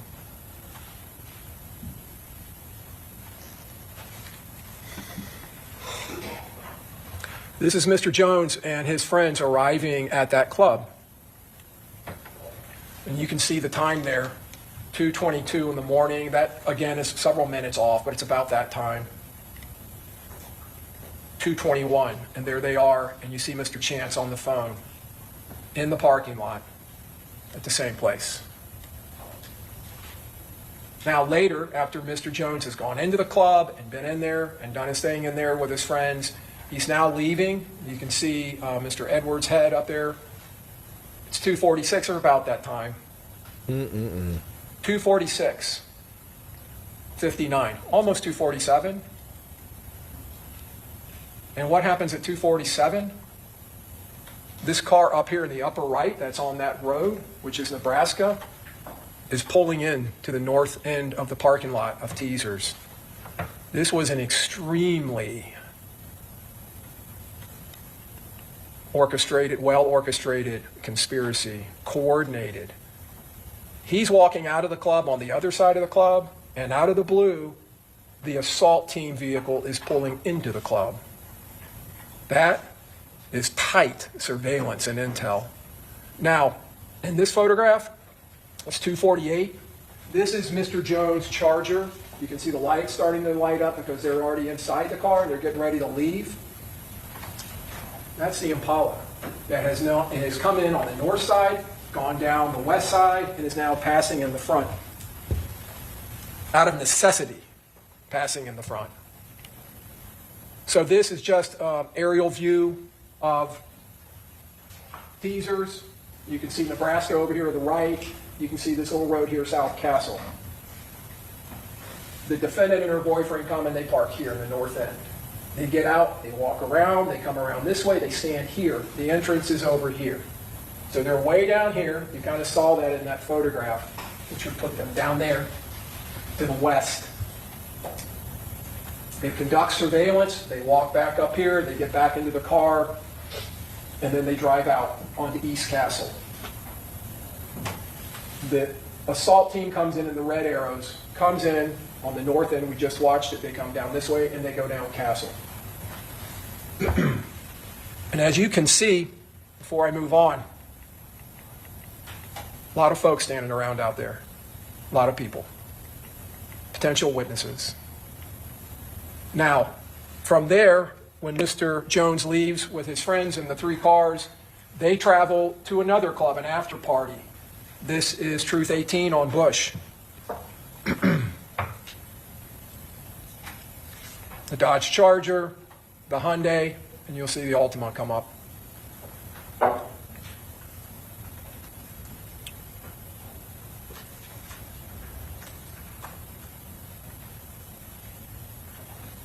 Be safe, Mr. Brown. This is when they were stalking this dude. Down here to the lower left, you can see some of the party, Miss Bentley, Miss Albritton, Tafa McRae in the light blue. And up on the top there where you just saw the flashing lights, it's Armani Turner and Miss Randolph getting out of the Hyundai. There's Mr. Jones in the lower right with the red hat, very recognizable. So they go up to the 2nd floor of this strip mall where this club is. That's Gino Norris in front walking up, his friend.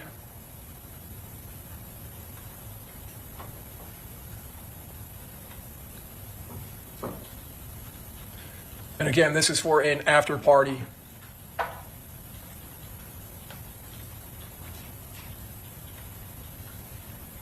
And you'll see Mr. Jones will start live streaming with his phone. Mm-hmm. This is the first time we're seeing all of this. Again, advertising his location. We've seen this one before.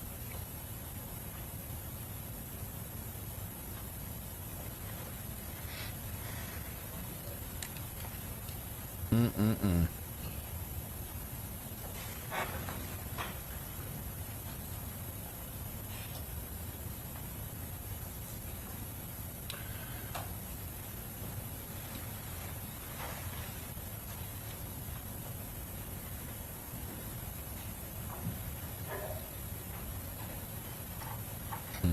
This is from another location, and you can see the Chevy Cruze. This is not up in the evidence top part again. of the screen.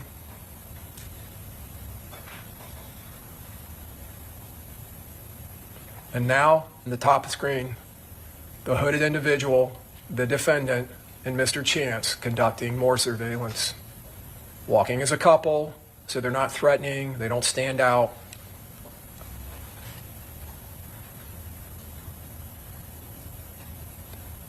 With her phone to his ear.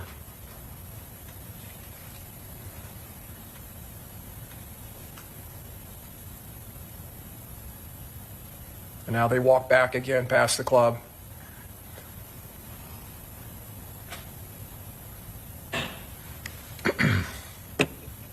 Mr. Jones and his friends leaving. Headed to the hotel.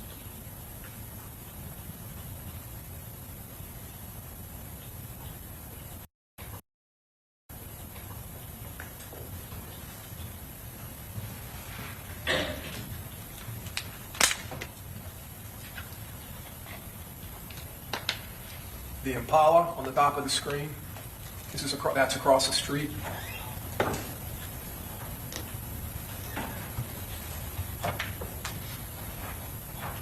You'll find in the evidence that the victim and his entourage go down the parking lot, they do a U-turn, they come back out, they end up heading east and then doing a U-turn and going back west.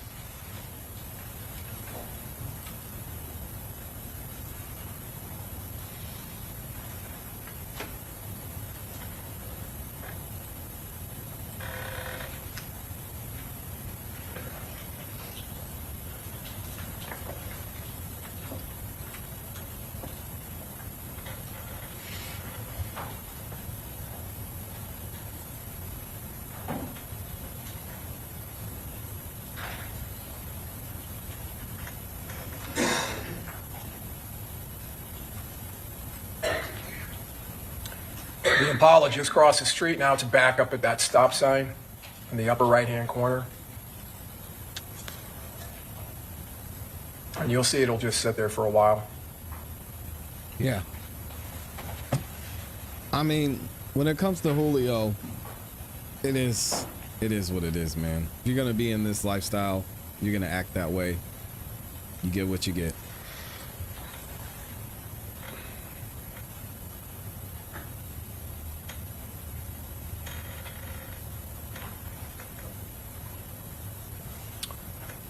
Mr. Jones and his friends coming down the stairs.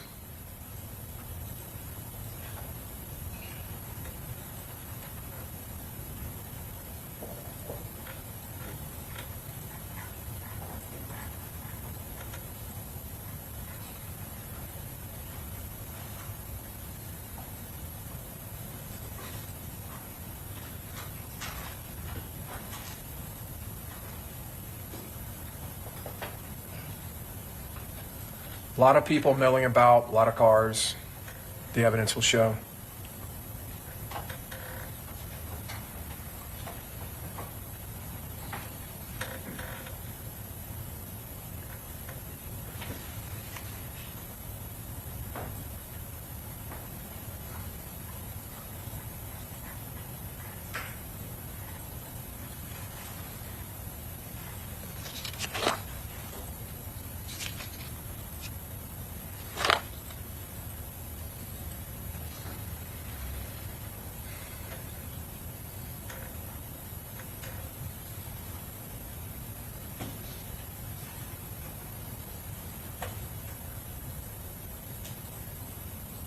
And finally, they leave or start to leave. Man.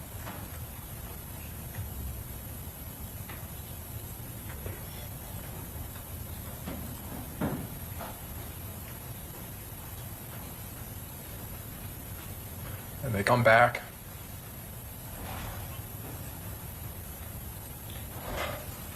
Charger followed by the Hyundai. Followed by the Altima.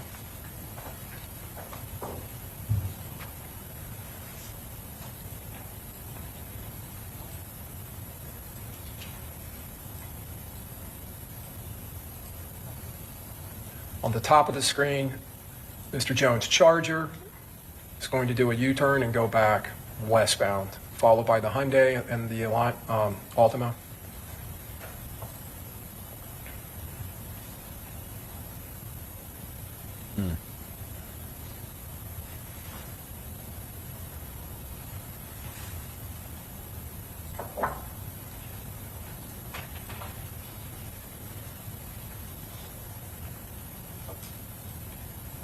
There goes the Cruise, heading the same direction. Let's roll out. They're rolling out. This is the intersection of McKinley. Oh, I didn't let it play through. This is the intersection of McKinley and Fowler. This is the Home to Suites and Holiday Inn complex in the upper right-hand corner.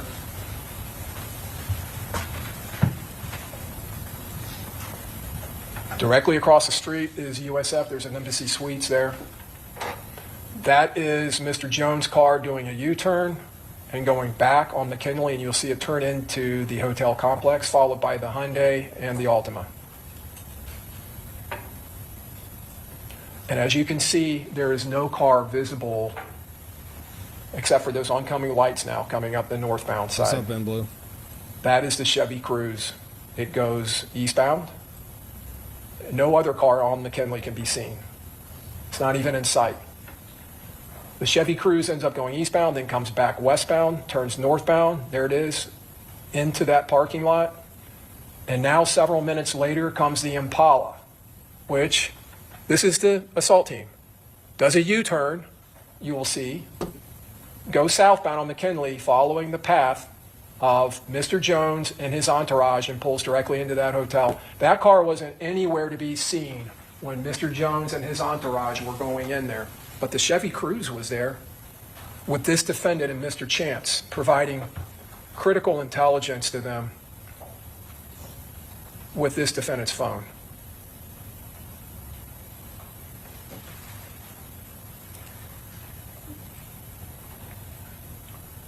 Once it pulls in, you'll start seeing cameras from different locations within the complex mounted on the home to suites surveillance system that'll pick up the Impala's path as it travels. So the Chevy Cruze, at one point after the Impala goes in, blows through a red light on Fowler to get over there and turn in to the hotel. By that point, the Impala is all the way around on the west side, you will find in the evidence, of the hotel and setting up for the attack. But now the Cruze has to come, the evidence will show, to drive by and confirm where is Mr. Jones.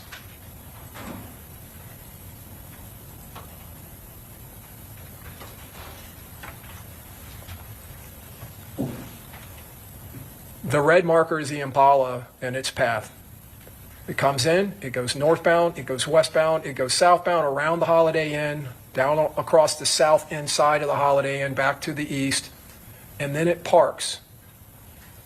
First it goes down, you can see that red arrow next to the home to suites on the west side. It kind of pulls down there and has to back up and pulls in. When the blue markers is the Chevy Cruze, when that pulls in and pulls around and does the 3-point turn, you're going to see in the video evidence right here, they pass within feet of each other at the same time. And of course, the Impala never goes around or reveals itself past that point, keeping out of sight of Mr. Jones and his entourage. This is a camera mounted on the east side of the home to suites, pointing to the southeast, and it is picking up the Impala now, pulling into the complex and going northbound on the east side of the hotel. This is going to go to a camera facing north-northeast, showing it passing, still going northbound.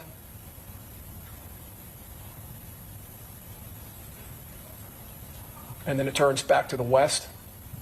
This is a camera that's mounted on the north side of the home to suites that picks up the Impala as it passes and turns towards the west. And now the Impala is on the west side of the hotel. There's this pool and this patio area here that's on the west side of the hotel. Going around this way would be the portico. This is the west side of the hotel. The charging stations are right here. And you can see the Impala comes and stops. It does not go around that southern end of the home to suites. It's avoiding the southern end at this point. Really, and here comes the Chevy Cruze passing directly past in the car that's not known by anyone, the victim. Goes to the north where the Impala is, goes right past the Impala, does a 3-point U-turn and comes back. This is another camera picking up the Impala and the Cruze. That's on the Tesla, part of its security system. You'll see the Cruze kind of do a little turn there, back up, and come back to the south.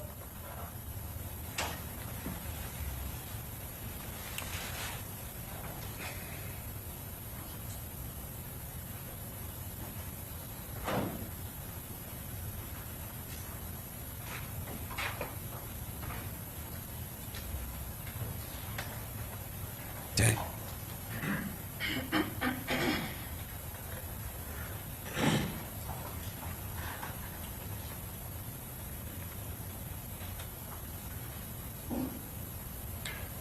I don't know if you saw that or not. The Cruze is turning around, but the Impala is pulling into a spot over here at the same time as it passes back by. Objection, Your Honor. This is cumulative. Overrule, this is opening statement. Go ahead. So now the Cruze is coming back, doing one last pass, and now we're within seconds of the attack, the murder itself. You can see individuals at the top of the screen moving. You're going to see them run by the front of the Tesla, getting into position. There's the third shooter, Davion Murphy. And now they come around the pistol shooter, Rashad Murphy, and the shooter on the top of the screen right there is Sean Gathright. You see the collision between the Altima and the Hyundai as they're trying to get out of there. You see Mr. Murphy come out of hiding and Mr. Gathright opening fire. You'll see Mr. Gathright and Mr. Murphy running back to the north. And you saw that there's the muzzle flashes of Mr. Davion Murphy's rifle. And you saw the Charger going to the north.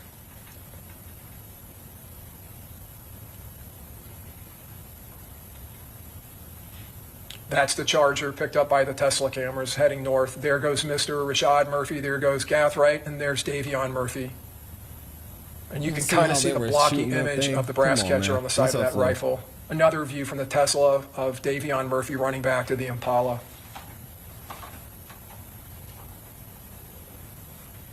This attack was relentless, as you saw. They weren't going to stop. They were going to make sure that they killed Mr. Jones, that he was not going to live, that they were not going to go back to Jacksonville without him dying. And you saw that relentless attitude of these defendants as they were shooting. This is the Airbnb. That's a photograph of, well, actually, this is a video. So this is the night they get there. This is Saturday, the 22nd. The defendant entering.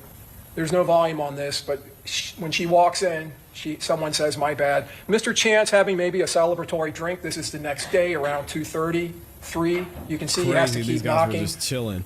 The person getting in that silver car is an Uber driver who they have called. That is how they returned to Jacksonville. The defendant, Mr. Chance, and Mr. Murphy this time returned to Jacksonville. Now they're unloading, bringing out all of their kit and their gear, their weapons. There's Mr. Davion Murphy. Now they're getting sloppy because it's the next day and all of the conspirators are visible. There's Mr. Murphy trying to go back in. Mr. Gathright walking out with gear. They don't they don't leave the way they came. They flee from this murder separately and in a different format. That's Mr. Gathright. He leaves independent of the others in the Impala. Yes, Your Honor. Counsel's now reading the evidence, stuff that's not even been introduced, Your Honor. Well, because it's opening statement. He's just telling the jury what he believes the evidence will show. So I'm going to overrule the objection. You can see Mr. Gathright goes over to the side, to the back, and that's how they got in the day before. The evidence will show Mr. Gathright, Sean Gathright, whose house they all started at with the Impala. He leaves, but he doesn't go back to Jacksonville. Mr. Gathright drives across I-4 to Polk County, to Auburndale, to his grandmother's house, where he switches cars. He leaves his Impala at his grandmother's house, and he takes her Toyota 4Runner. And he drives out to Orlando, where he goes out that night to a club, and he posts a photograph of him drinking Don Julio tequila, which is a diss to Charles Jones. Charles Jones, Julio Foolio, was known in all of his social media to drink Don Julio. That's where the name came from. He was notorious for that.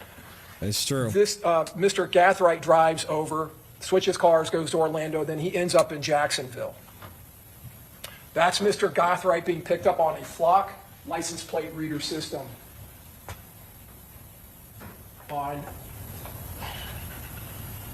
This is him coming. This is on June 22nd. You can see 739. He's in Hillsborough County. So 623, he's eastbound on I-4 at 413, eastbound on I-4. This is the Sunday after the shooting. 625, southbound Florida 559, and Fred Jones Parkway in Polk County. This is Mr. Gathright arriving at his grandmother's house in Opal Avenue in Auburndale. You're going to see him walk in. You see the Chevy Impala, the assault car, sitting in the driveway. Law enforcement go there later. They get this video of Mr. Gathright switching cars. You're going to see him wiping down the Impala before he leaves.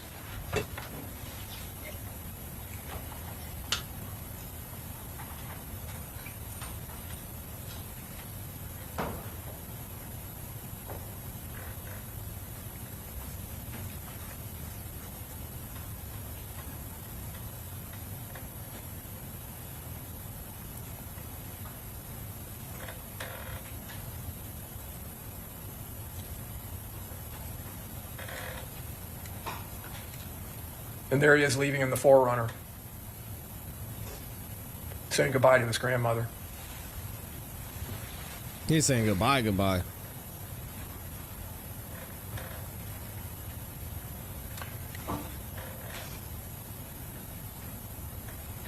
That 626 date in the upper right-hand corner is wrong, 623. The defendant and her boyfriend, Mr. Chance, and Mr. Rashad Murphy, who had come there in the Chevy Cruze with his cousin, Davion Murphy. Now Rashad Murphy traveled with them in that Uber. There's the Uber receipt, $187, 3 hours, 25 minutes, 208 miles from Gazebo Pond to Chipperfield Lane in Jacksonville. You see the route on the left, they go up 75 and they cut through I-10, heading up to Jacksonville. The Uber driver in this case will testify to you that he picked up 3 people at an Airbnb in Tampa and dropped them off at Sean Gaithwright's house in Jacksonville. That this defendant and Mr. Chance sat in the back seat, and the whole way they're on their phones, and they're not wearing a mask. This is them arriving at Sean Gaithwright's house. He's in Orlando or in Auburndale at his grandmother's house. Again, Miss Andrews is not wearing a mask. She's unloading along with Mr. Chance, and you're going to see Rashad Murphy here with some kind of a hat on, like a beret, with the same bags that were loaded up into the Impala. He's handing something now to the defendant. Here's Alicia. And down on the right through that crepe myrtle plant, you can see Chance in the driver's seat of the car.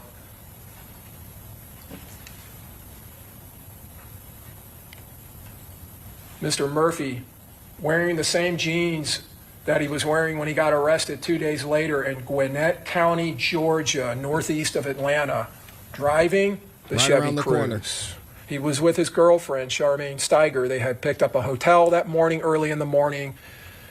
Law enforcement pick up the tag on flock cameras in Norcross, Georgia, and Gwinnett County. In Gwinnett County PD, you will hear from 2 officers from that agency who will tell you, the first officer being the one who arrests Mr. Murphy, that he came into contact in the hotel parking lot, pulls in behind the car, the Chevy Cruze. Mr. Murphy pops out of the driver's seat. He's yelling at him at gunpoint, "Show me your hands, show me your hands." Mr. Murphy doesn't hesitate. He takes off running. The officer chases him and tases him and knocks him down, where other officers stick guns to his head, and then they cuff him, wearing the same torn up jeans or type of jeans that he's wearing in the photograph from Jacksonville 2 days earlier. That's a photograph of Mr. Rashad Murphy in a Walmart on June 21st that you will see in the evidence in Jacksonville, where he bought a burner phone, and he's wearing the same clothes or clothes that are consistent in appearance to the Glock shooter, the person with the Glock switch shooter. You can see he's carrying it. You can see the similarities in the belt. You can see the similarities in the shoes. And you can see he's carrying it in his left hand, which is confirmed through investigation. He is left-handed. Well, left-handed texting with his left hand, his right hand.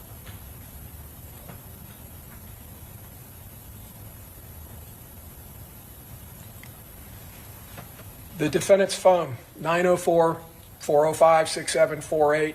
This is a tower hit at 440 at the murder scene. She identifies herself as being in that Chevy Cruze, but you don't even need her own words. You can see it in this evidence. She's in that Chevy Cruze, providing the critical last second intelligence to the shooters, to the assault team, as they drive out of the parking lot. Those shooters, when they came around the corner, and the evidence will show, directed their fire directly at the passenger side of that Charger. They knew exactly where Charles Jones was. Yeah, that's easy to see. Now, this is 7/6. This is a couple weeks later. This would be what, 13 days later. This is the defendant, and she's messaging from that Ooh That's Red Instagram account with Tarnishe. You keep telling me to wait a week. That's why I've been sitting. She's talking about Mr. Chance, and she's sitting at his house. The person she's messaging, just have them bring you tomorrow. Okay, why wait a week? Down at the bottom, to make sure no police sitting around before I go there. Did you get your phone? No, the lady said, the detective said we have to wait, but if until his charge dropped, but that's weird, it was only resisting arrest. So Mr. Chance had been arrested for resisting arrest, and they had obtained during a search warrant of that house, they had obtained the defendant's phone, and this is about her getting her phone back. Ms. Y'all done with Tarnasio my responds, oh, July 6th. Well, let them keep that phone. And ooh, that's red. This defendant texts back or messages back, yes, that's what I said, laughing my ass off, LMAO. It was a whole different one. Oh, well. Okay. Come on, man. Now, this is later, July 9th. Police here looking for you. The defendant messages back. Where are they at now? Waiting. Outside. Oh, okay. Oh, never mind. She texts back, WYM. What you I don't mean? see them no more. And then the defendant, not text, messages back. They somewhere waiting, probably. And then we saw the SWAT team pick them all up. So what is that all about?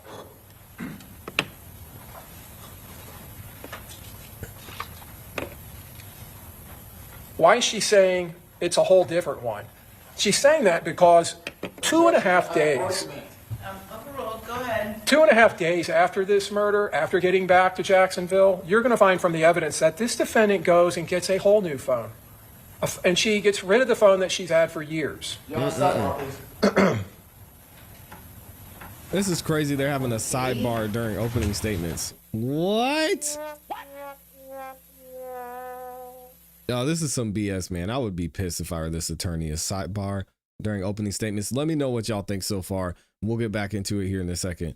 How are y'all feeling, man? We got 14,000 of y'all up in this thing. Shout out to everybody who's in here. 900 of you would like the video. Can y'all please take a second, like the video? I'll stop talking. We'll get back into it. I think the defense just wants to turn. They're tied. They tied. Let me see how much time we have left of this. Okay. So we've got a little bit longer for opening statements for the prosecution. And then we should get down to when everything went down. All right, y'all check this out. Here we go. Back into opening statements. This is part 3 right now for the prosecution. Let's see what they have to say. We'll take a lunch break. Okay, I'm going to let her go to lunch. That's fine. So defense will do their opening, and then we'll take our lunch recess. Here we go.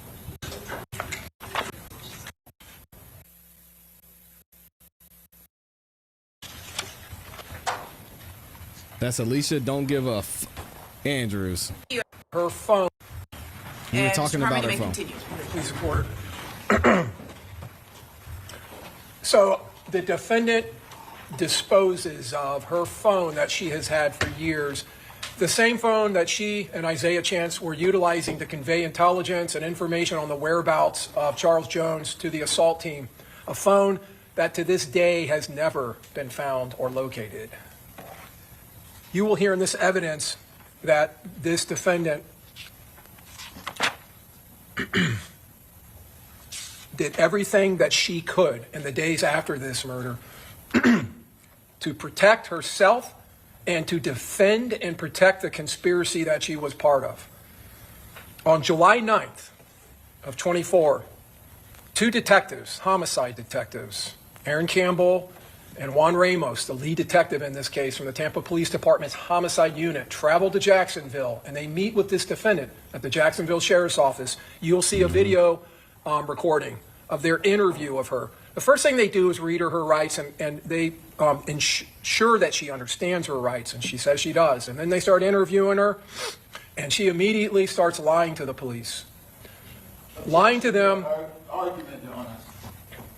Again, Mr. Harmon, just you need to phrase it that you believe the evidence will show. Okay? Overruled. And the facts in this case and the evidence, that video will demonstrate to you.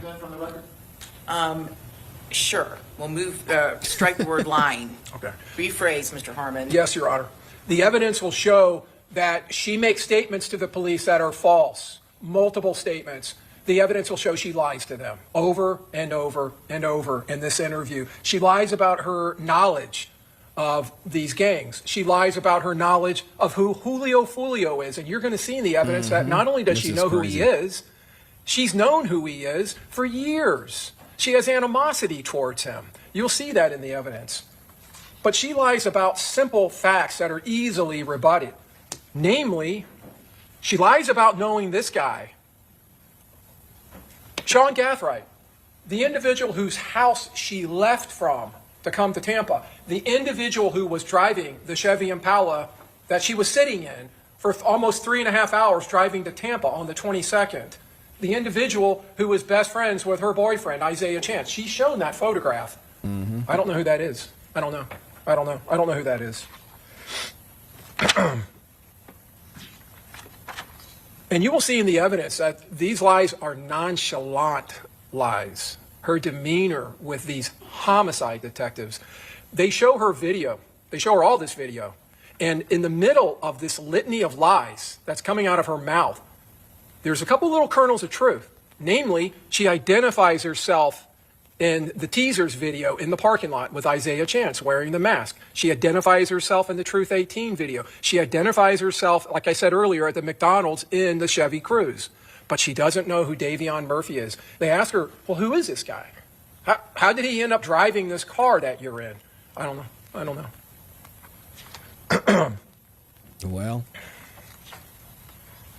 Now, on the 26th of June, this is in Jacksonville. This is Jacksonville Sheriff's Office. They pull that 4Runner over, Sean Gathright driving, and they pull him over for a traffic infraction. They get him out of the car, and they end up searching that 4Runner.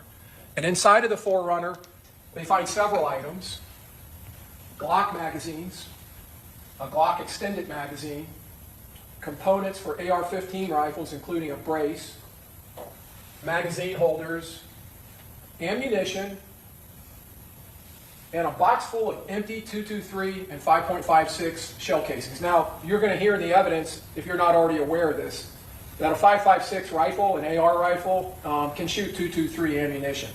They're almost interchangeable. Told you. And there's multiple empty casings in this box. They also find these two boxes, each containing 50 rounds of 9mm ammunition. Max Tech. On the top of the cartridge casings, on the head stamp, where the primer is MXT for Max Tech. That is the exact same ammunition as the 9mm shell casings found in the crime scene. All of those shell casings found, and there was 31 of them found outside of the home to suites. They're all Max Tech, all the same ammunition, the same as these is ammunition found in Mr. Gathright's vehicle. And I'll come back to that. These shell casings, 223 5.56, those shell casings are later provided to the Florida Department of Law Enforcement, which is a statewide agency here in the state of Florida that maintains crime laboratories throughout the state. We have one right here, a regional laboratory here in Tampa, and there's one in Jacksonville, and they're both involved in this case. And they are submitted to the firearms section, to firearms analysts who analyze those shell casings, comparing them to the shell casings from the October 7th attack on Charles Jones, where he was shot in the leg. And they are fired from the same weapon. The analyst will tell you they were fired from the same weapon. She will tell you that was shell casings. She examines them microscopically and compares them and looks at markings that are left on the shell casings, markings that are left by the breech face of the gun, by the extractor ejectors inside the firearms, and by primer shear, as it's called, when the primer goes off. And by primer, talking about this little dot here in the middle of the gun where the firing pin hits, causing a very teeny explosion that then ignites the gunpowder inside the shell casing, the gunpowder that sits behind the bullet, and pushes it out. She examines all of those areas, and she came to the conclusion those were fired from the same gun that was used to attack Charles Jones on October 7th in Jacksonville. Sean Gathright's house. There's the 4Runner. Who's Seth? A search warrant is executed on that house in the days after this murder. And one of the things they find in the sink in water is all this torn up packaging. And when they start looking at the packaging, it's all firearm related.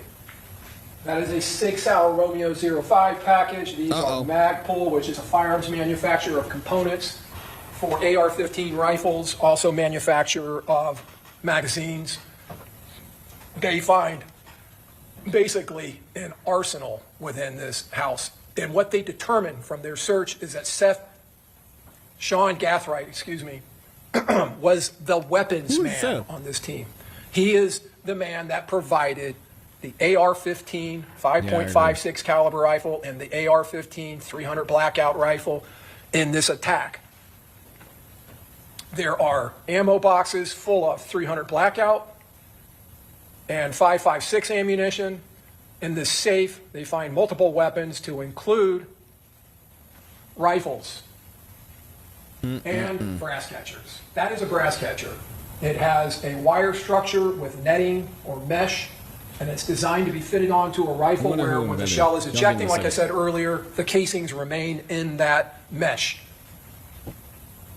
And in this mesh, this detached brass catcher, they found 2 9mm shell casings that somehow worked their way in there. Those shell casings are Max Tech ammunition, the same kind of ammunition that's found in this defendant's, Mr. Gathwright's Forerunner. Those shell casings are submitted to the Florida Department of Law Enforcement, to the firearms section for analysis, and they're analyzed, and they're compared to a shell casing from our crime scene, and the firearms examiner will tell you they were fired from the same weapon, a Glock firearm. That weapon was not recovered in this case. It was never found. They find this rifle, 300 blackout, with the brass catcher attached. And when I say brass, brass, if you don't already know, and you'll hear in the evidence, is a common term for shell casings. Once they're fired and they come out of the gun, it's called brass. It's just a common way of referring to those. And so the brass catcher is still attached to this firearm. And you see it on the opposite side. This firearm is also located, this 5.56, and that brass catcher, as I said, had been detached already. There are multiple magazines located and loaded magazines. Those are loaded with 300 blackout 30 caliber rounds. Ammo boxes, this is back at the sheriff's office in Jacksonville, where this ammunition was inventoried after collection from Mr. Gathwright's house. And you can see all of the different type of ammunition he had. Now, July 27th, that individual sitting in the rain, kneeling there at gunpoint, is Isaiah Chance. Officers arrived at that residence, his residence, and placed him under arrest for the murder in this case. And there is the defendant being brought out of the same house where she was with Mr. Chance. Davion Murphy, this is after his arrest months later, after being dragged out of an apartment in Jacksonville, Florida. Now, why am I showing you this photograph of the defendant? Yeah, why? This is the defendant. This is Miss Andrews. We know the picture he's trying to paint here.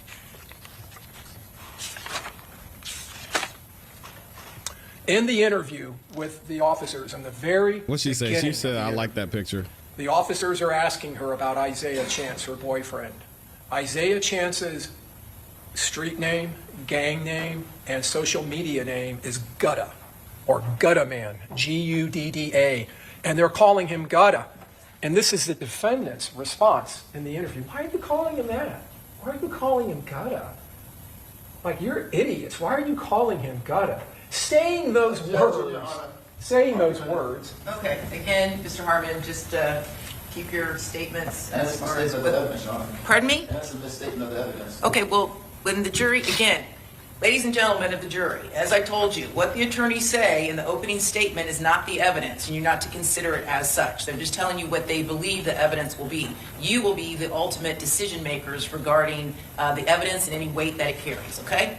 All right, go ahead. The evidence will show that as those words are leaving her lips, tattooed on her body, underneath her clothes, is the name Gutta. Not only on her chest, but on her neck.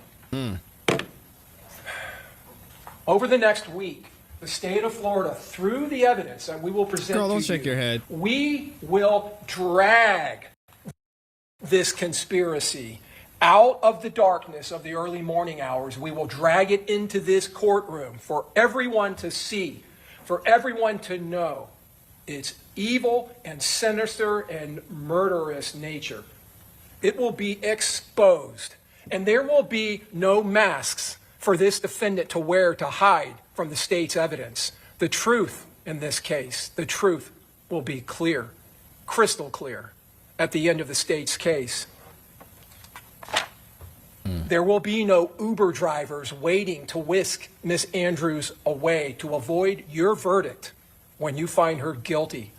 Guilty of conspiring with these 4 men and guilty as a principal to first-degree murder.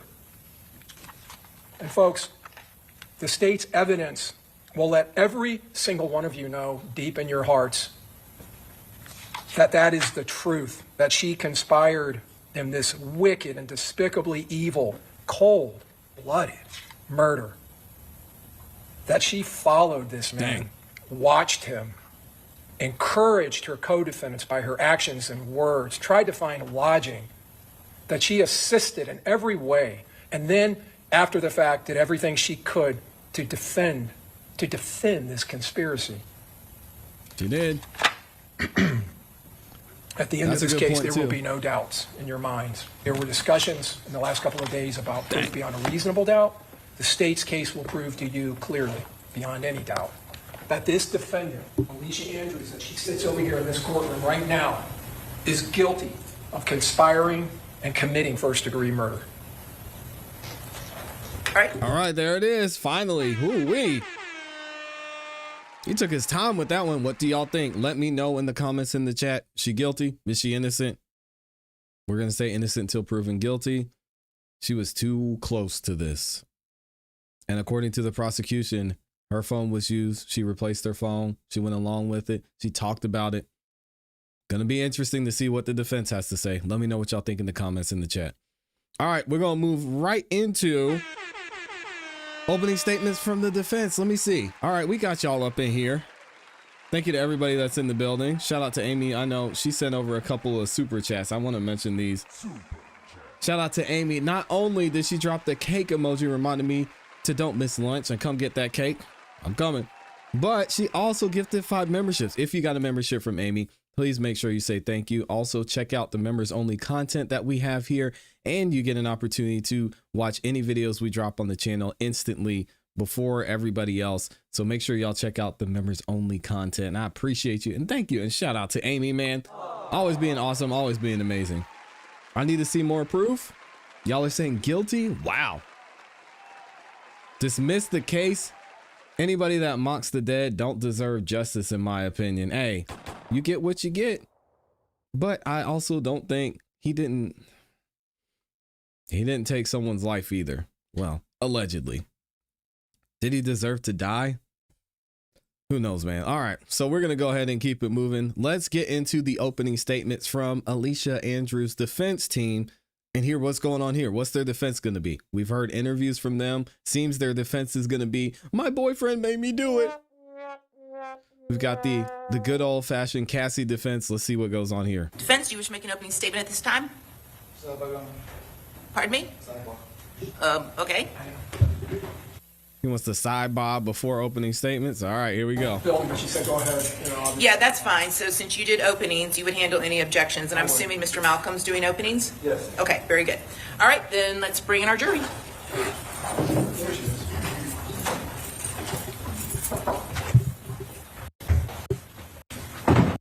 Welcome, you may proceed. Here we go. Ladies and gentlemen of the jury, there was no evidence whatsoever that Alicia Andrews killed Charles Jones. No evidence whatsoever that Alicia Andrews wanted Charles Jones dead. No evidence whatsoever that Alicia Andrews did anything to help that group of men kill Charles Jones. He messed up. How you mess up your client's name? The first words out of your mouth are messing up your client's name. Oh boy, here we go. Ladies and gentlemen of the jury, you're not just here to deliver a verdict. You are here to right a wrong.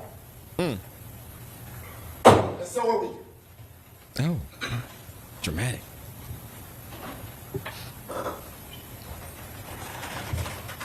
This paralegal say he about knocked over my water.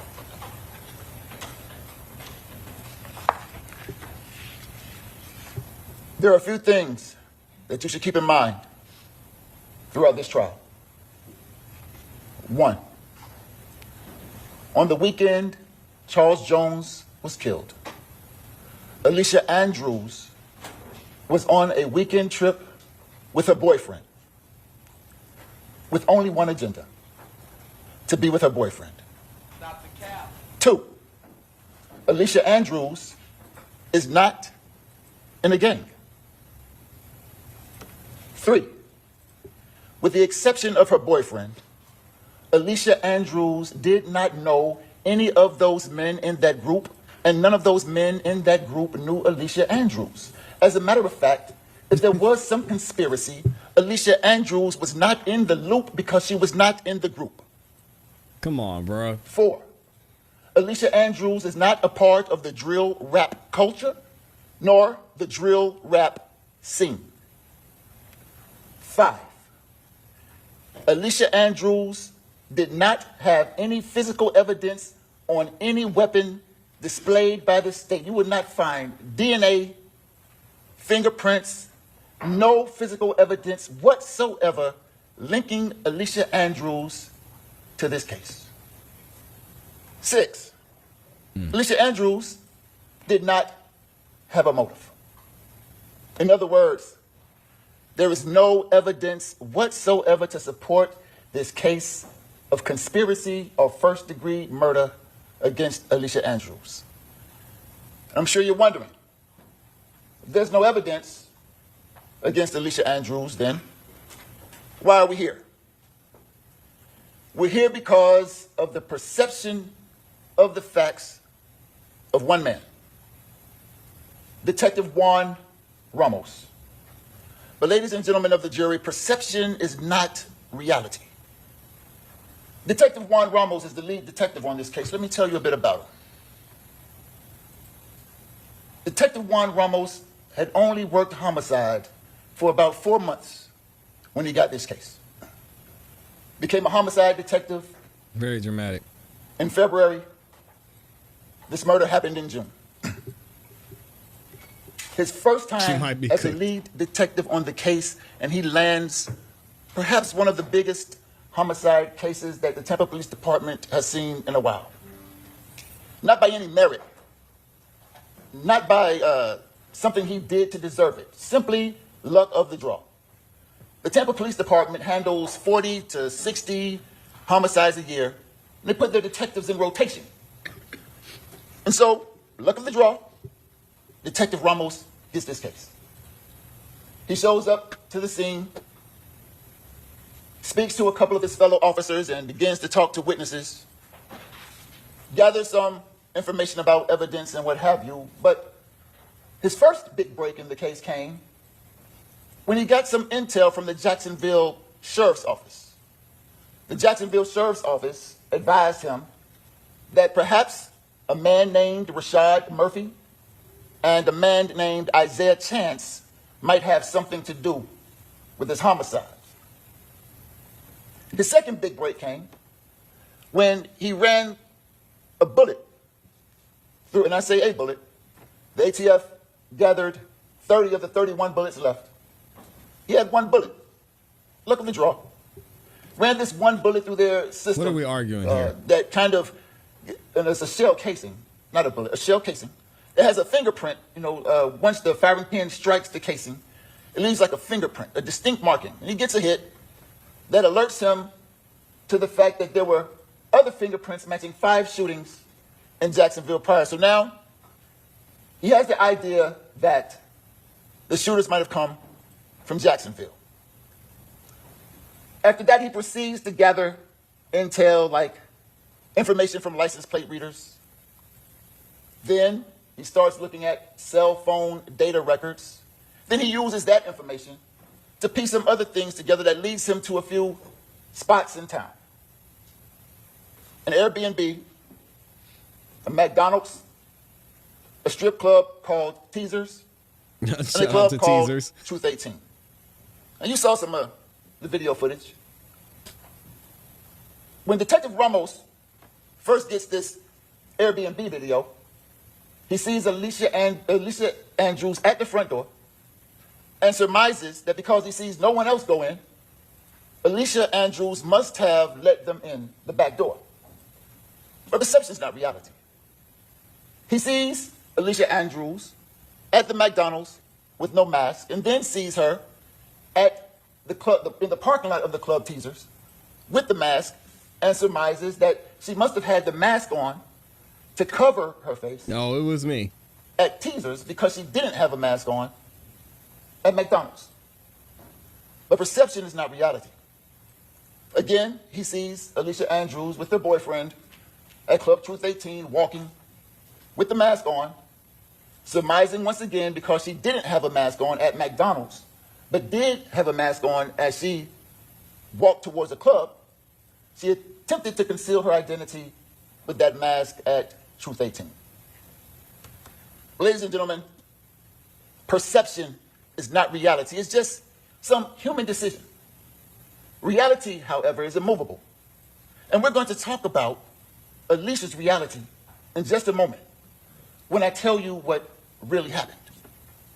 But with all of this intelligence, all of this assumption, all of this surmise, Detective Juan Ramos goes and gets Alicia Andrews and brings her into an interrogation room.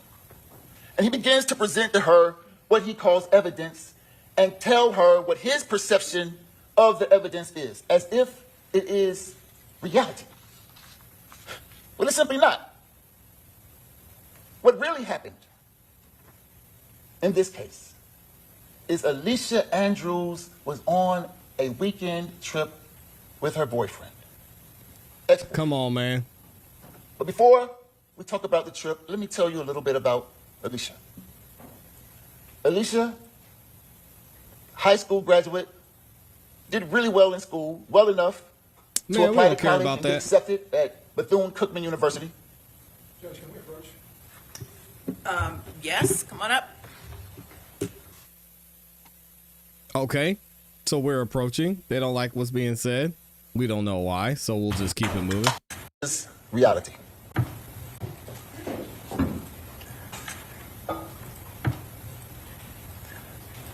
Alicia's reality. High school graduate, good student. Applied to and was accepted to Bethune-Cookman University, right there in Daytona, not too far from home. But chose not to go, to stay close to home, and instead went to tech school, become an esthetician, does hair, not hair, but eyelashes, makeup, nails, skincare, that kind of thing. She was a substitute teacher whom parents trusted with their children, even children who had some special needs and disabilities. This was Alicia. While in school, Alicia Andrews. The state reminded me that I have to use her first and last name. Objection, improper. Yeah, I must sustain the objection. So that's the general rule in court. Last names only, okay, for everybody. All right, thank you, Mr. Malcolm. Thank you, Your Honor. So, Alicia Andrews, while in school, befriended the sister of Isaiah Chance. They ran in the same social circles in high school, and through that process, Isaiah Chance became familiar with her, and she with him. And he reached out to her via direct message, and they developed a boyfriend-girlfriend relationship. We don't care. And, I mean, you know, Isaiah Chance, tall, slender, handsome fella, captivating, charismatic. Alicia liked him, and he liked her. So she thought. She would learn through their tumultuous, on-again, off-again relationship that perception is not always reality, and Isaiah Chance just really wasn't the guy she thought he was. You heard about the tattoos, sure. Young lady, liking a boy in high school who, to her, was just a rapper. Not a gangster, not some street code name. Gutter was Isaiah's rap name. Okay. So, Alicia Andrews got her boyfriend's rap name tattooed on her. A tattoo that she must have wasn't loved supposed him. to have, just like the relationship with Isaiah Chance. But it happened. She accidentally As time got a moves tattoo. on, Alicia Andrews learns that not only is Isaiah Chance more than not nice, sometimes he could be threatening, controlling. Sometimes she'd have to suffer serious consequences if she upset him. She learned that in the most serious ways.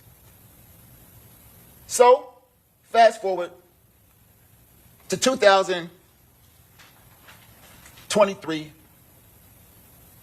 Alicia Andrews and Isaiah Chance on again, off again, on again, off again. Now, we don't care. Could be that Alicia's pregnant. This is during that on again, off again time period. They decide to take this trip.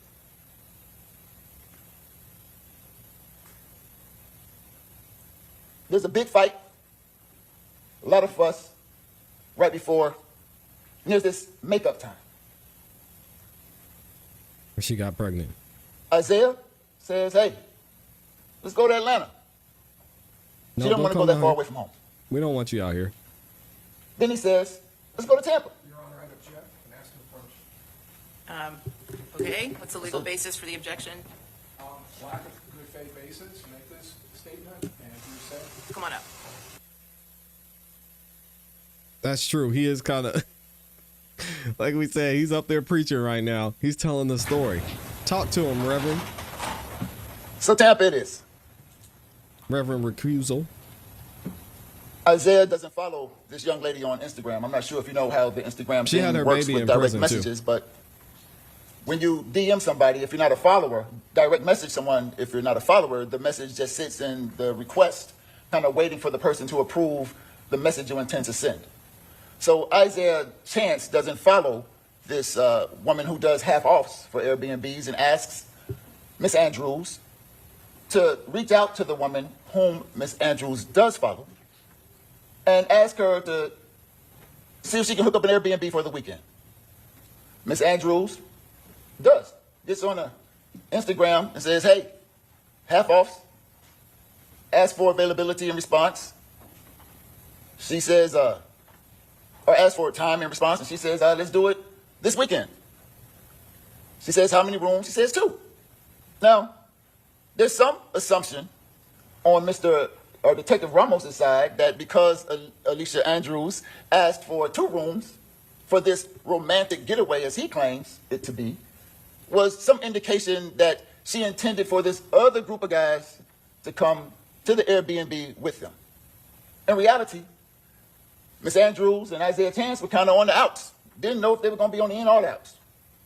So they got 2 rooms, bigger, more comfortable, some space for this trip that was to be a trip of reckoning and maybe reconciliation. Ultimately, though, Alicia Andrews and the friend or follower does not book the Airbnb. Somebody else does.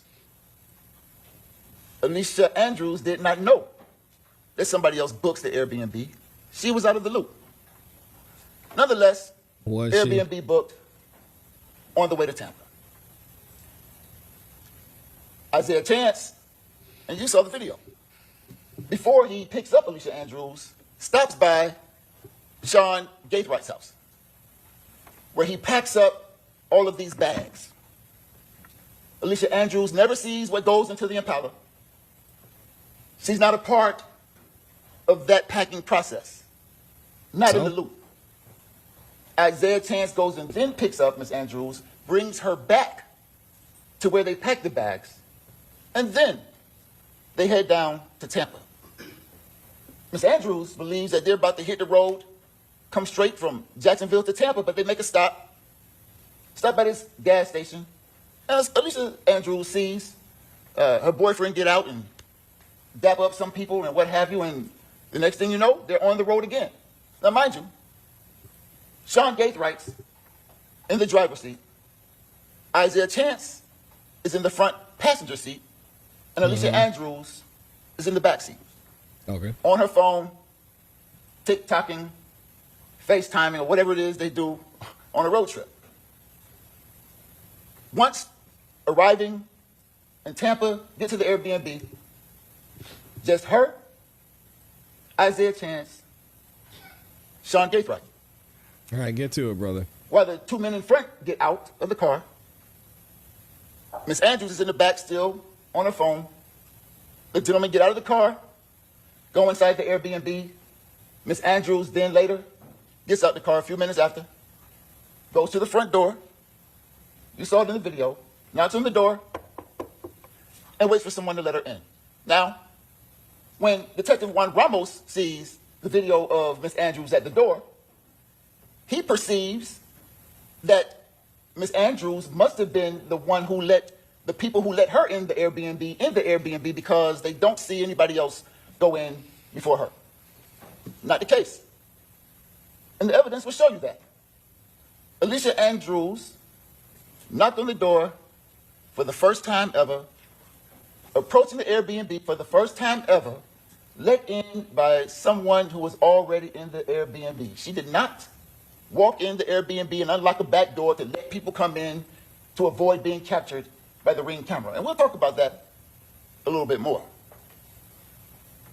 Once inside the Airbnb, Miss Andrews goes upstairs, takes the laundry off the bed, the linen off the bed, puts it in the washing machine downstairs, and goes back upstairs.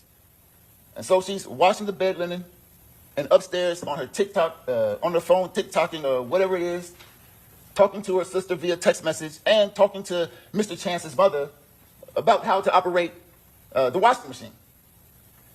And so she's upstairs the entire time before they leave to go to McDonald's. Alicia Andrews does not know who's coming in and out downstairs, doesn't know that there's a Rashad Murphy coming by, a Davion Murphy showing up, no clue. When it's time to go to McDonald's, though, she finds out.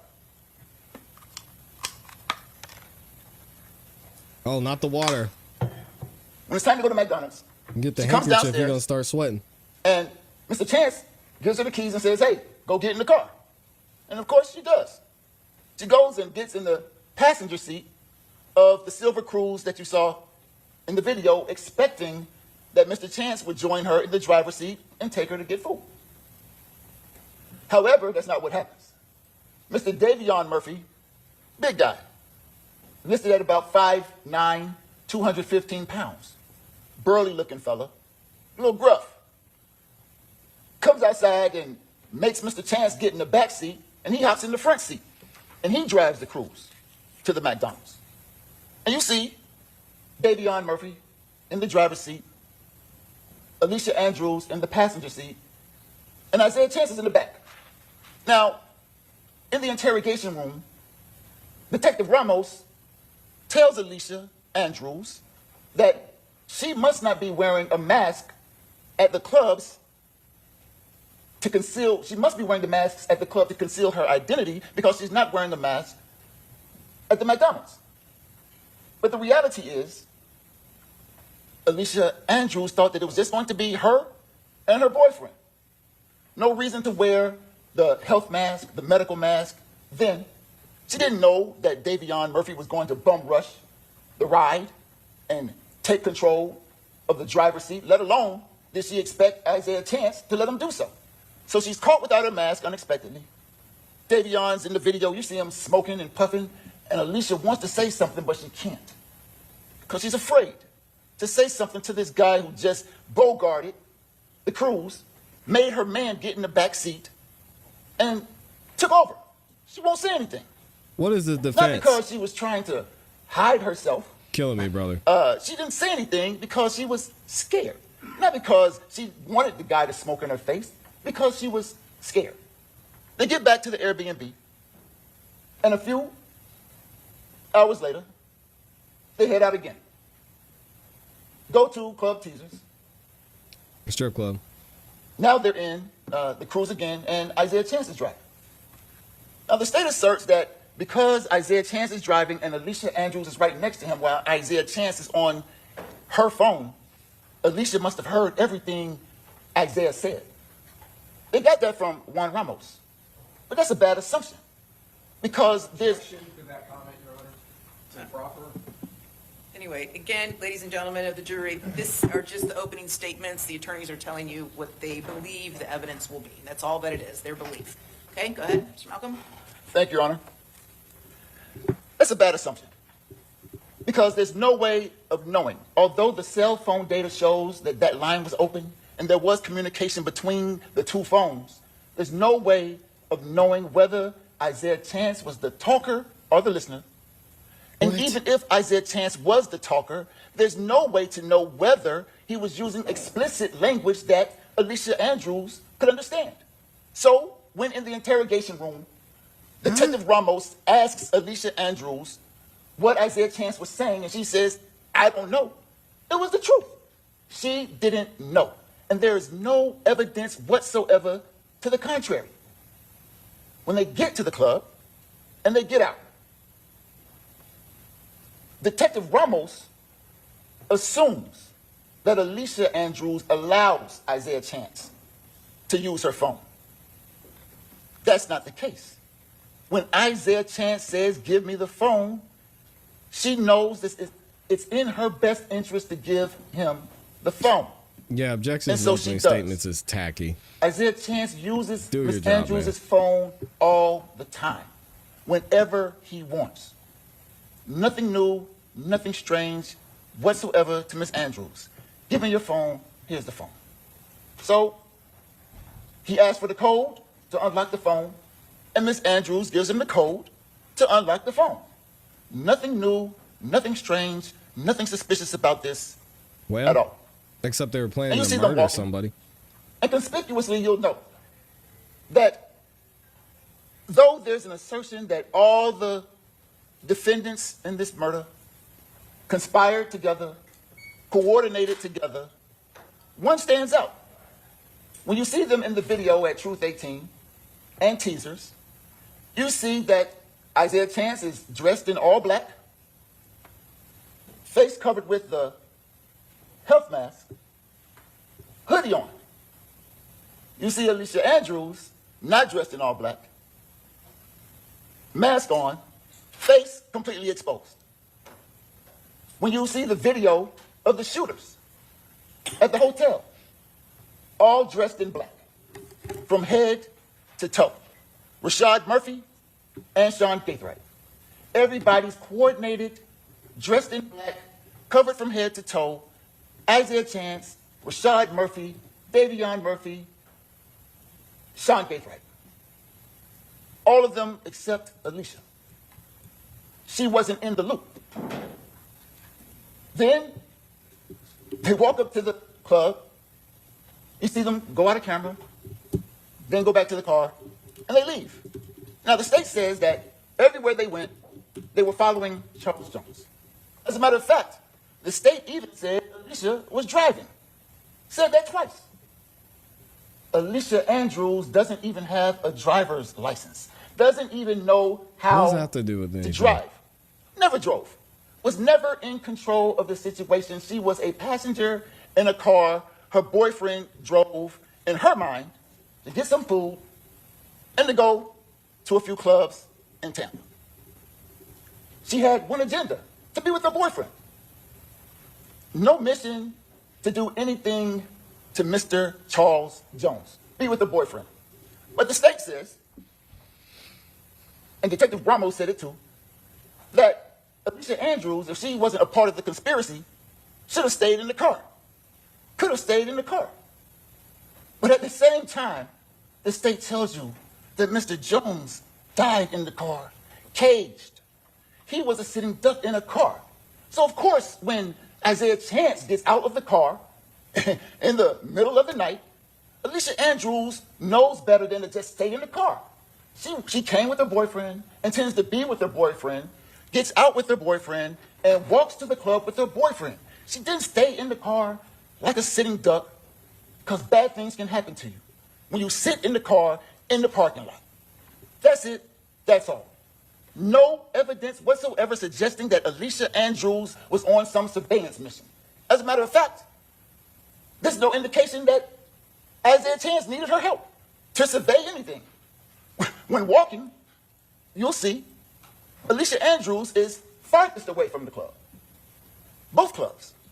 No indication whatsoever that Alicia Andrews was on some kind of surveillance team, surveillance mission. She wasn't even dressed like the rest of the alleged conspirators. Alicia Andrews tells Detective Ramos this, but he says, no, what are you doing there? You must be stalking. You must be surveying. And she tells him that that's just not the case. I'm with my boyfriend. She says it over and over again. I'm just with my boyfriend. As a matter of fact, in that interrogation room, every time Detective Ramos asks her questions about herself, she's forthcoming and truthful. He tells her she has the right to remain silent. She doesn't exercise that right. She tells him exactly what he wants to know when he asks her questions about her. For example, in the interview, Detective Ramos asks, "Is that you in the car?" Without hesitation.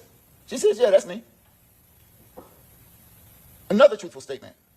"Do you know the guy who drove you to McDonald's?" No, she doesn't know him. Just showed up at the Airbnb that night. "You guys went to some clubs?" "Yeah, couldn't get in though." And the reason why they didn't go in is because they didn't like the price. They asked the bouncer how much, didn't like the price, didn't go in. "Do you remember the clubs that you went to?" "Not really." "Is that you and Zay?" As they walk through the parking lot. Isaiah, they call him Zay. "Is that you and Zay?" "Yeah." "Is he using your phone?" "Yeah." "Who is he talking to on the phone?" "I don't know." "At the McDonald's, was Isaiah in the back seat?" "Yeah." Every time Detective Ramos asks Ms. Andrews a question, she's honest, forthcoming, not trying to hide anything. It's just the truth. However, Detective Ramos doesn't like the truth. He gets upset, starts yelling at Alicia, starts cussing at Alicia, starts telling Alicia that she's going to die in jail, starts telling Alicia that her parents are going to die and she'll never get to see them, tell Alicia Andrews that she'll never be able to see her baby again, all because his perception doesn't fit her reality, and he won't let her reality change his perception. But the reality is Alicia Andrews had one agenda, and this group had an entirely different agenda. You'll see.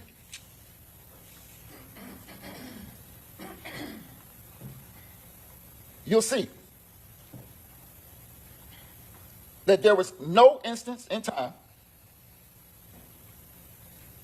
where Alicia Andrews did anything to contribute to this conspiracy. As the state spoke to you, they spoke quite a while. Never once did they say that Alicia Andrews did anything like touch a gun, touch an extended clip, touch a brass catcher. None of that.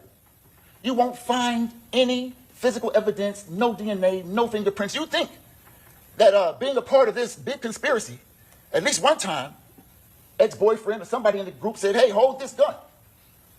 Hey, give me that magazine. Hey, what about the brass catcher?" Not one time. No physical evidence, no DNA supporting any assertion that Alicia Andrews had anything to do with this conspiracy.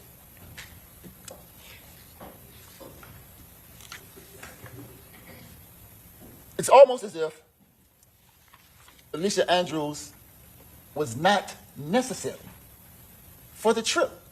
Plain as day. It's true. These guys did not need Alicia Andrews to commit murder. No. Alicia Andrews did not know these guys intended to commit murder. No. No evidence whatsoever, except for Alicia Andrews came to Tampa to be with her boyfriend.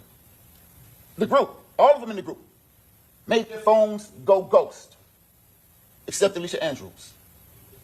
All of them wore all black attire. Not Alicia Andrews. If the state's right, all of them went in the back door of the Airbnb. Not Alicia Andrews. All of them brought guns to the party, except Alicia Andrews.